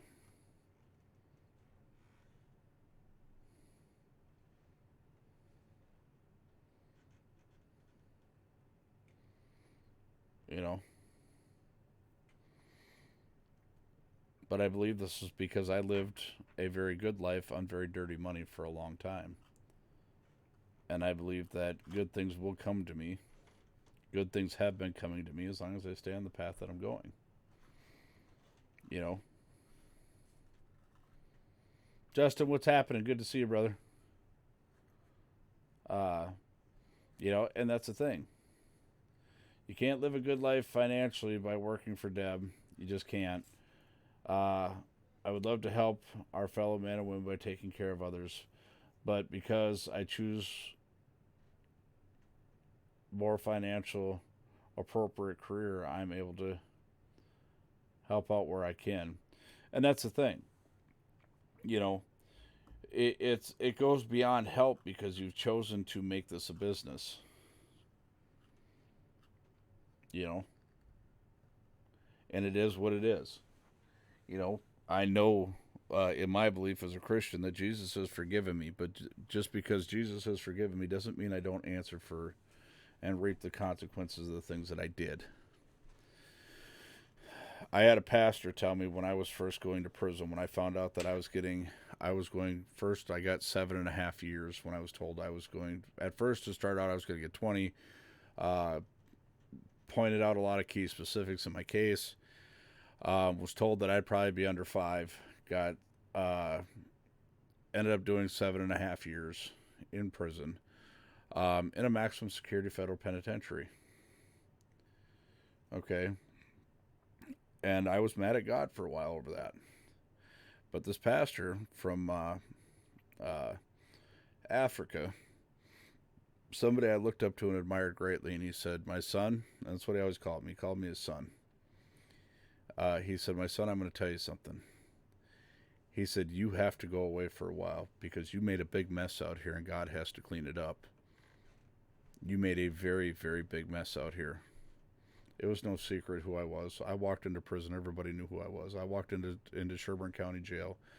Everybody knew who I was and the things that I was involved in. And that's exactly what he told me. And he said this. He said, God needs time to clean up your mess. And it didn't sink in until I was in prison for a few years.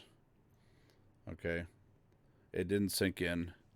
And when I came out, I met my wife. I have a home. I have a great contract as an independent contractor. I also, my mom and dad are back in my life, which was something that I never thought was going to happen. My parents vowed to never talk to me again because of the shit that I'd been involved in. And I didn't blame them. My kids were without me for 13 years because of the lifestyle I lived. They couldn't be around it. Their moms didn't want them around it, and I don't blame them. I was not a good guy. And it is what it is. I still have to pay for some of those consequences. There's jobs that I would love to have that I can't have. Okay?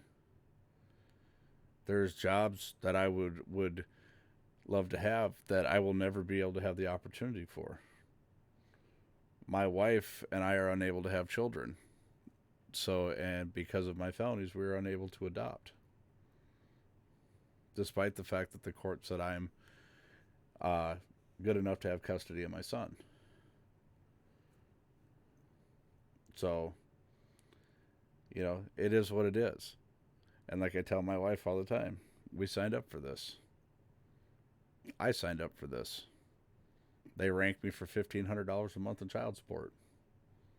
I signed up for it. When they were filing lawsuits,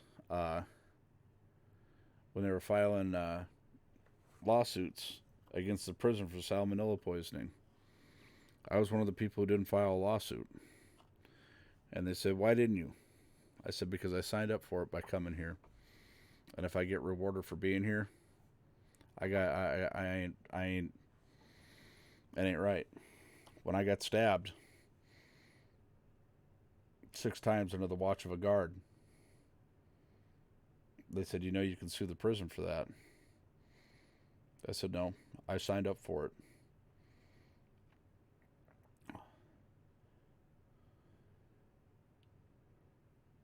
Oh, Ruger wife, I love your kids to death. I really do. You have absolutely amazing kids. You really do. Do you get to take part in the state of Minnesota legally? I can, but the thing is, the feds can use interstate commerce to supersede and come get me for felon in possession of a firearm. So I'm waiting. I have a petition to the ATF that is signed by the federal judge who sentenced me and also signed by my federal probation officer, who believed that I am no way, shape, or form harm to the community or the citizens of the United States, and that I should have my rights to carry again. The NRA, as much as a lot of people don't like them, are also in my corner and trying to get laws changed. So, Snow Wild in Grand Forks.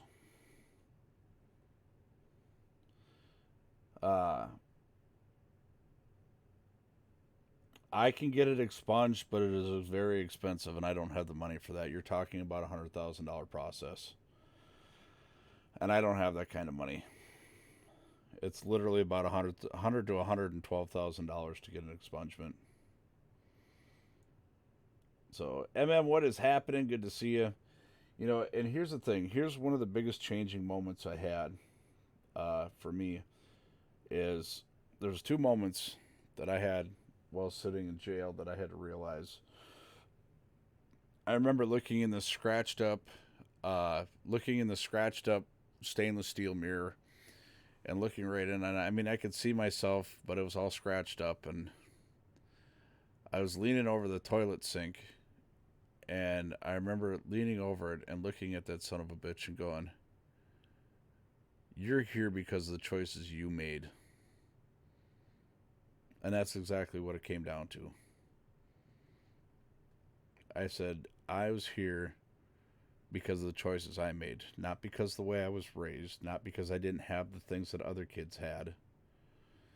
You know, not because that for a while my parents fought drug and alcohol addiction. I wasn't here because of any of that. I wasn't here because of any of that. I was here because of the choices that I made. The other thing is I had to ask myself, who am I? Who the fuck am I?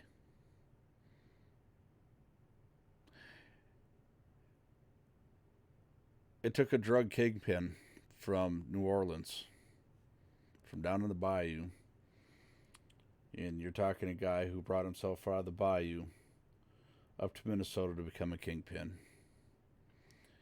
And he said, man, he says, I listen to a lot of people talk about you. You're the bad man. Everybody. He said, everybody knows you as the bad man. But he says, do you know who the fuck you are? And I looked at him and I said, what do you mean?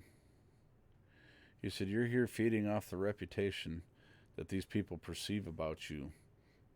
Your quick run to violence, your must-have of respect. He says, you're willing to feed off of that. But he says, who are you? And I said, I still don't get what you mean. And he said, real simply, he says, you know what I see? He says, I see a small country boy who's lost his roots, who's trying to prove himself every day to be above what he grew up in, and wanting to live the world to be a badass. But he says, here's the thing, man. He says, people don't respect you. They fear you. He said, you want to try something new in life? Get people to respect you. Don't make them fear you. Get them to respect you. And he said, once you get them to respect you, he says, you'll learn a whole different thing in life. He said, there's a huge difference in respect and fear. And he's right. He's absolutely right about that. Because whenever it came to my kids, whenever it came to anybody else's kids, I didn't want kids to fear me. I wanted them to respect me. So I never punished children out of anger. Central Minnesota. Sky Dragon, what is happening? Good to see you.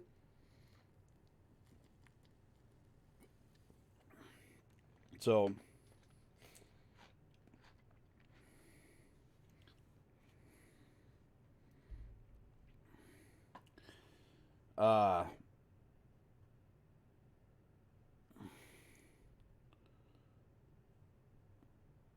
yeah, you're right, Ice Cube. You have to respect people in order to get it back. Even if you don't like them, if you can't stand them, you have to respect them.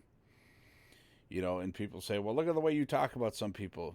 That's not respectful. I don't want their respect. Deb Shriver could come offer me a job right now to change her program, and I would gladly accept it.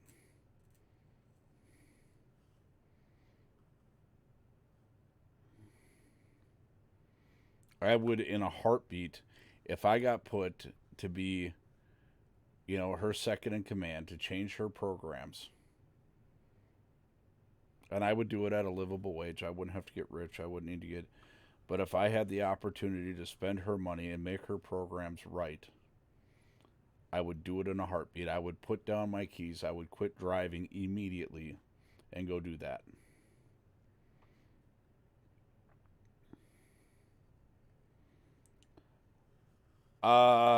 Scott's only part of it. Scott Norberg only does the 4th Avenue home side of it. I would want to oversee the entire operation. See, because of my felony, I'm not allowed to work directly with the vulnerable adults. Wisconsin is starting to allow people to do it. Minnesota's in the process of passing legislature to allow certain felons to do it. But I will not be allowed to because I would literally have to get approval from a whole lot of people. So, McDonald's TV. Yeah. I remember playing Black Ops 2 on Xbox 360, and you'd be like, man, get the fuck off here with your McDonald's internet. Yes, I can vote. I can absolutely vote. The only constitutional right that is infringed upon me is my Second Amendment right.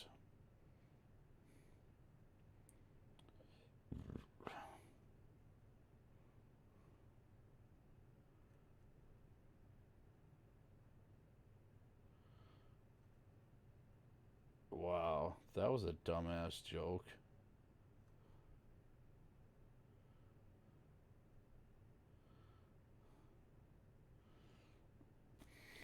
So, anyways, now you guys have heard it all from the redneck. So, believe it or not, Minnesota geographically is red. It's the highly populated areas. This is why I think electoral colleges would be good in states. Because I think you would have seen Donald Trump win by even more of a landslide.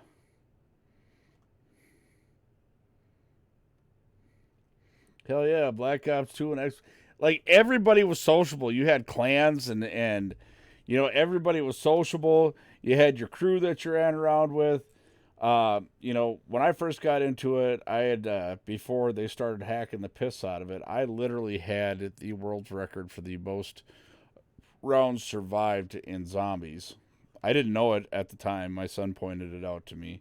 He's like, Dad, that's a record. Like, what do you mean that's a record? He said, see how you're number one? I said, what does that mean? He says, you're number one in the world.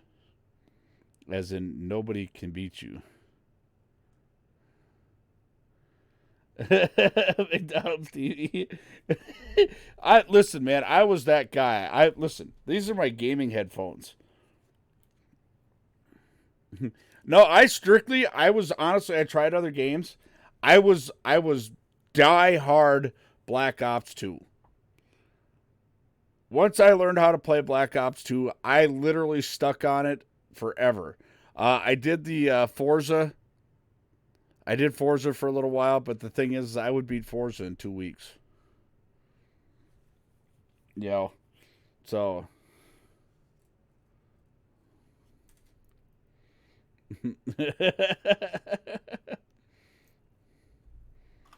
But literally, to this day, my favorite game is Call of Duty Black Ops 2. The only unfortunate part is you can't seem to get a game on that son of a bitchin' thing now without the lobbies being hacked so bad.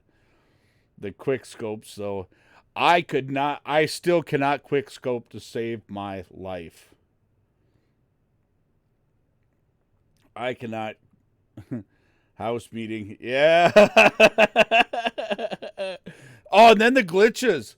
You remember getting in the glitches? Like when you were playing zombies? Like you could stay alive forever getting in some of the glitches? Oh my goodness.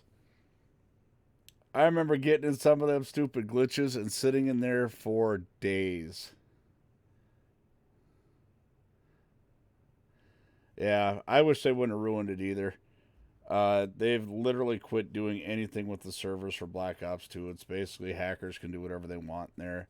I went in there one night for shits and giggles. I went through 19 lobbies before I found one decent lobby.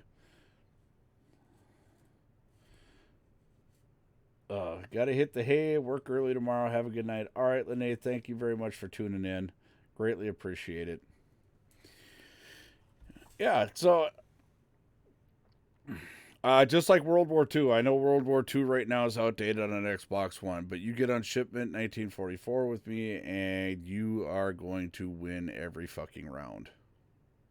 Your team is going to win no matter what we play. You're going to win.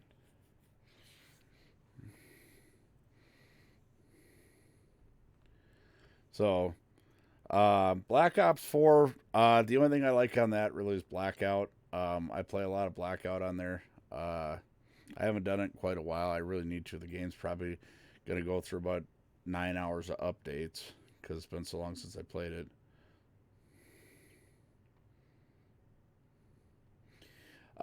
Yeah, well, they're still updating back as far as World War II. They're still doing updates and stuff like that. They're still getting hackers on World War II because World War II is actually quite popular still.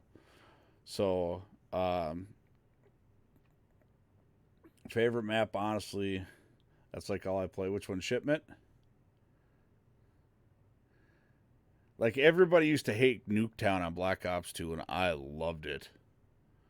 I loved Nuketown because it was a slaughter fest.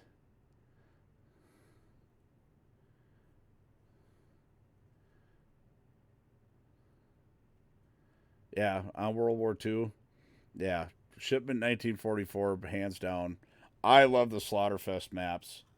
You literally, and I don't, well, Shipment, they do a hardcore style every once in a while, which makes it suck because everybody just starts chucking grenades and satchels and whatever else. But the regular Shipment 1944, that is the deal. The only bad part about Black Ops 2 and Nuketown was if you were a good fucking sniper. If you were a good sniper, you could spawn trap the shit out of everybody from the middle of the map. But I was known as the LMG specialist. Oh, yeah! I knew how to counteract somebody trying to control the map from the center. MK48 with a silencer and FMJ. And the what scope was it? There was a scope that you put on it, but yeah. Smiley Cowboy, what is happening? So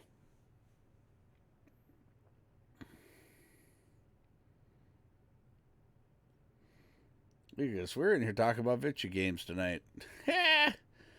You know what my favorite thing to watch is like when you get on the old lube tube here.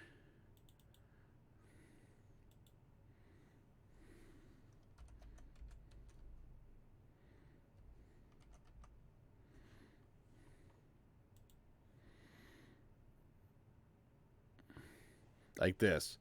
This is always my favorite.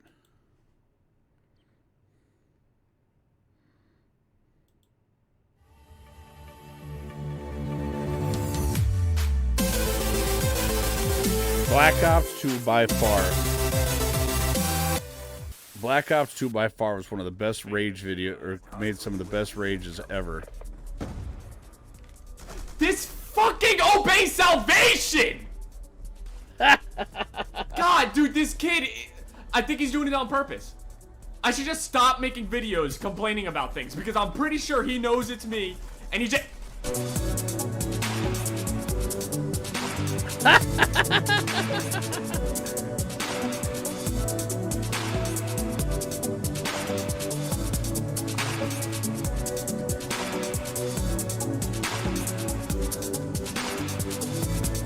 Aw, broke your controller.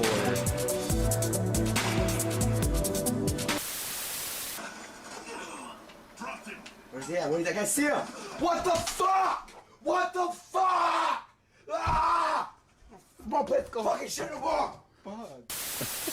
Oh! Excuse me? I remember kids like Why this. are you so mad, dude? Can you please explain that to me, dude? I'm really having a tough Cause time. you're a bastard.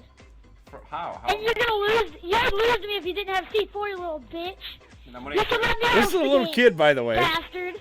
If my son, that little... Watch this shit. I'm gonna Alright, Chris, we'll holler at you later. I didn't know you were floating around I here. will be... My bad. I'm fucking scared. You're fucking scared, bastard. Penny, we'll catch you in the flip side. Thank you. Bitch.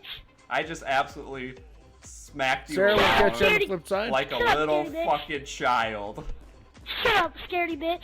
You gonna join my game or not, bitch? I'm Squeakers, already we in your called clan them. and Remember now that? I'm, Uh-oh, working the towards squeakers are becoming on. a leader. Fuck you. No, you're not. You're not. Time them out by when they got out of school. Sir, I'm gonna have to ask you to calm down, alright?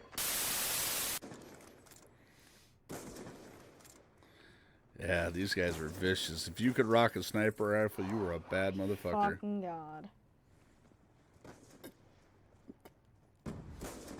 Oh, that's not... Fucking... cunt.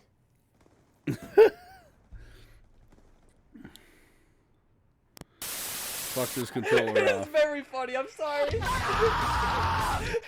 Hey, we should all run in front of Killer when he's trying to shoot his RPG.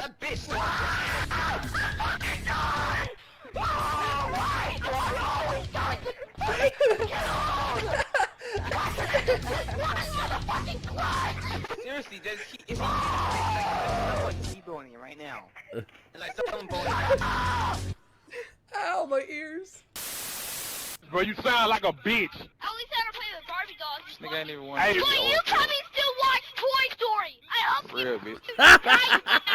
I hope you Dumbass die up, bitch. with You the smell like controller. fish water. Ugly bitch. Quit talking about yourself, you fucking hippo. Hey, he mad 'cause I'm killing him every time.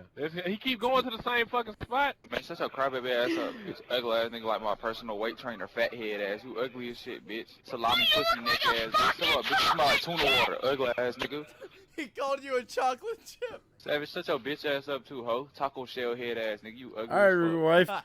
This is the kind of... I mean, seriously, this was the kind of shit that made Black Ops 2 great. I know a lot of you are like, oh my God, kids. But listen, as a gamer, as somebody who got on to games... Bruh. You're not even mature yet. You're 0-6, nigga. You crying like a bitch. Get a fucking kill, crybaby ass nigga. Are you on drugs? Your mama on drugs. Cause you had your dumb ass. Weak ass Are you nigga. on cocaine? Your daddy should have pulled out, fuck nigga. At least I don't smoke weed. These guys are legitimately arguing Your with mama like a gonna beat 6-year-old your kid. ass, fool. You better stop yelling. Fuck you. Yeah, shut your bitch ass up before he beat your ass. Your mama finna beat the fuck out you. She on the way with the belt now, bitch ass My boy. mom said I can call you a nigger because you're Your mom said she finna beat the white off your bitch ass. Are you racist? You're racist. How is he racist? Dollar sign head ass nigga. You say that. You say nigger too much. You way at the bottom, fool. You way at the bottom. You're at the bottom, fool. You're not shit. And here's the thing about these videos, right? Now, this is what this spurned. Okay. So with these rage videos, when these started coming out, this is what people don't understand. These kids, people literally went and found these kids. Like they would see, like how you just seen them online there. People literally went and looked for these kids and they would troll the shit out of them. You would see the same kid on multiple gamers' streams getting rage reaction videos from these same kids all the time.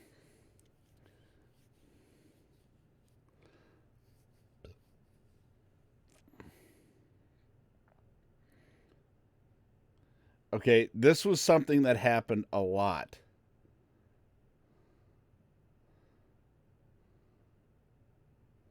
Everybody going to bed on me. That's all right. I should probably go to bed too. But here's the thing. Now, my son, when he moved in with me, was 16 years old. When he moved in full time. When he moved into the house, here was the thing. You know, he would get realistically upset with gaming. But I told my son, here's the deal. You know, I understand that you're pissed off about this, but regardless, it's a video game. And then him and I started getting on, and we were my son, my name on Xbox is Redneck Invasion. My son's name was Trailer Park Mafia. So when we walked into a fucking lobby, now mind you, we were part of a clan called RTBA, Right to Bear Arms. Okay? And seriously, no lie, the two of us would walk in because here's what it came down to.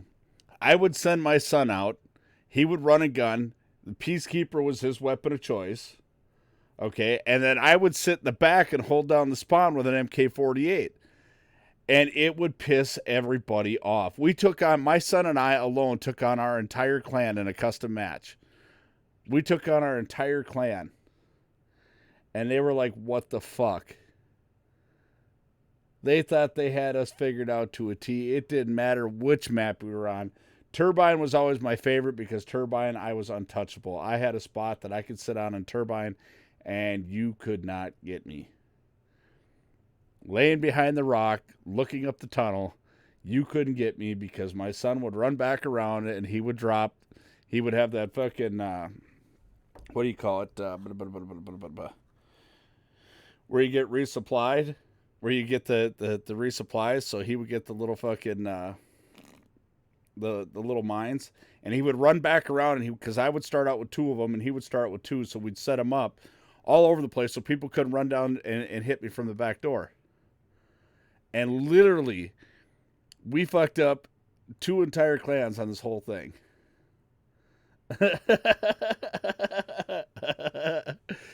They tried everything to get us. I mean, they were throwing sticky grenades. They were throwing fucking dynamite. They were throwing everything they could, and there was just no getting to us. And my son's quick scope game was on point. And he would fuck around. He'd like get up on top of he'd get up on top of the turbine and start quick scoping people, and then he'd jump off there because his flip between, he'd run a flip between the I forgot what sniper rifle was it that he always used, but he would do that, and he would do the Peacekeeper. So, yeah, it was pretty vicious. I miss those days. I wonder if I still have that picture, actually. Let me look that up real quick, and then I'm going to get off of here.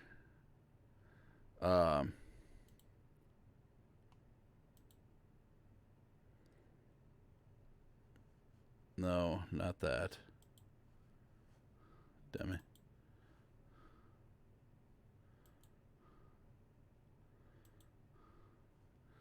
See if I can find it here. No. Probably in albums.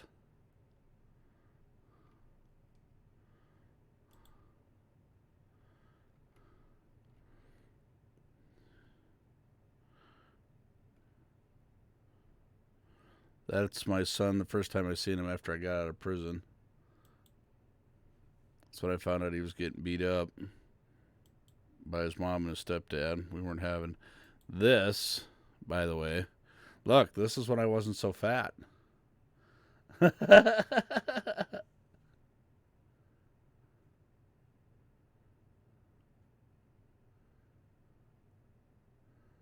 Oh, MM, I didn't know. I'm sorry.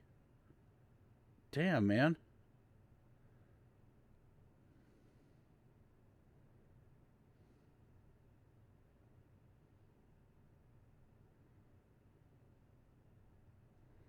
Yeah, no shit. My prayers are with you, brother. Damn.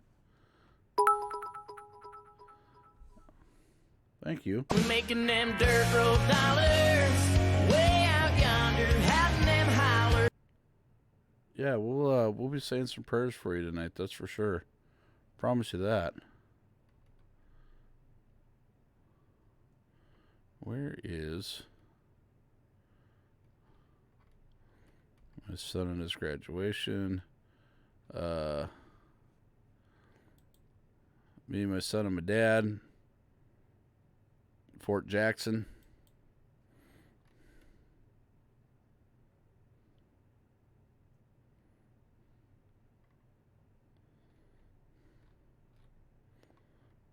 My shovel head.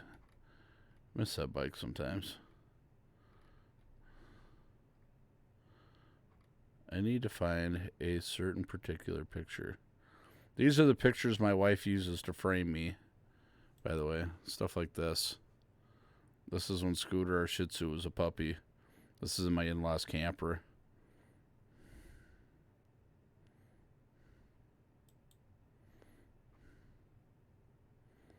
And shit like that. My wife uses them to frame me. You see my cousin Cheetah? Oh, man. This is me, like, literally right out of prison. Me and my father-in-law. Yeah, I put on some weight. My son's 3 for 1. I don't know where that picture went. That was him coming in from guard one day, stopped by to see me. Wanted to try out the Xbox One.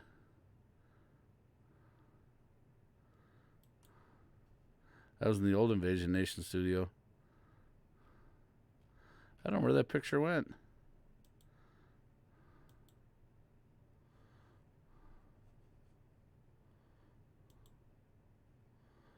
I have no idea where that picture went.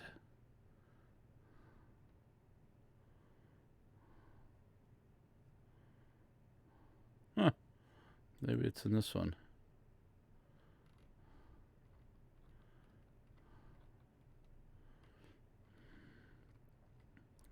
Some of my towing adventures.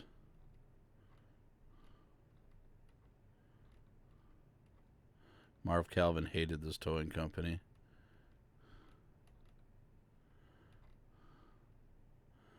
This is what happens when a Dodge Durango meets a binder.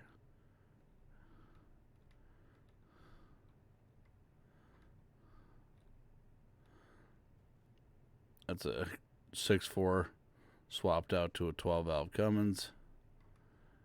Me helping yank the motor out of a 320 Cat.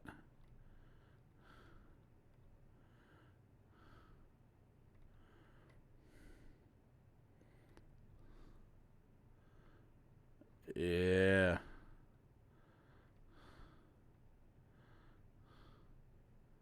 There's the mud truck. First time we were rebuilding it. I don't know where that picture went.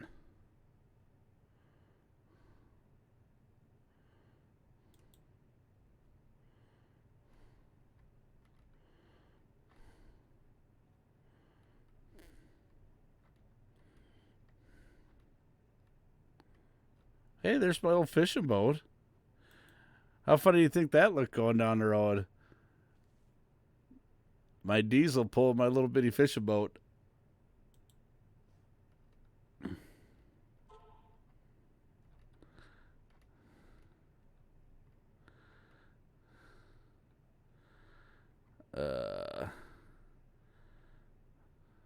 Black Betty, the Deer Slayer,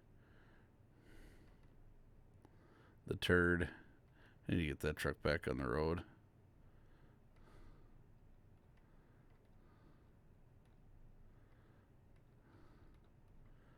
Wow.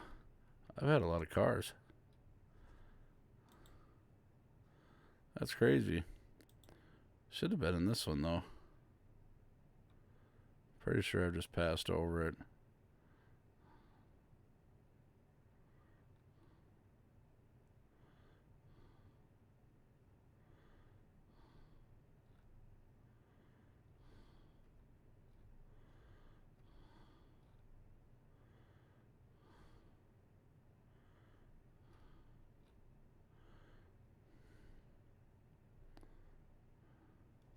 This is me before I went to prison. Oh.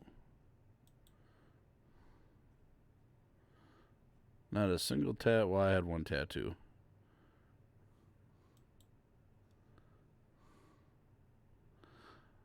All right, McDonald, we'll catch you. We'll catch you later.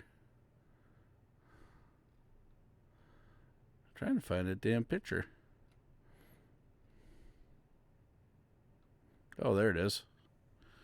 That was mine and my son's gaming chair in our old house in our living room. That is how my son and I would come home from work. He would be home from school. That's literally how we sat around and gamed. That was our gaming repertoire right there.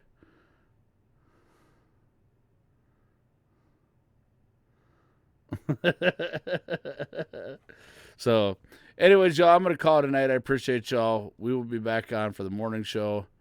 Yeah. You won't see that very often, me in a tie.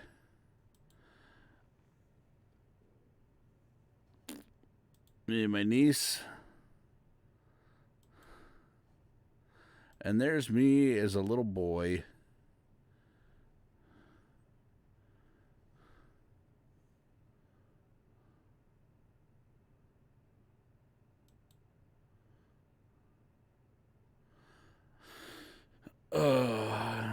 And this is what dirty money gets you.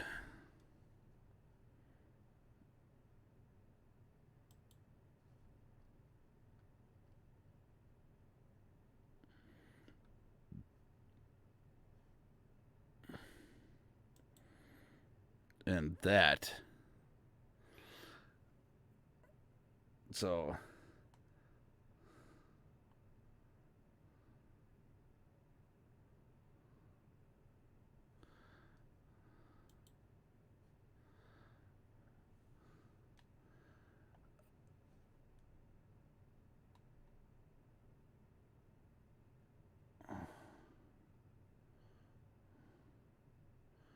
Dr. Zigzag. Why you gotta be busting on my dude McDonald's TV? Yeah, I'm the only white boy you like, so piss off. No. It just so happens my name is Red Nick. Anyways, I appreciate y'all showing up. And we're gonna get the hell out.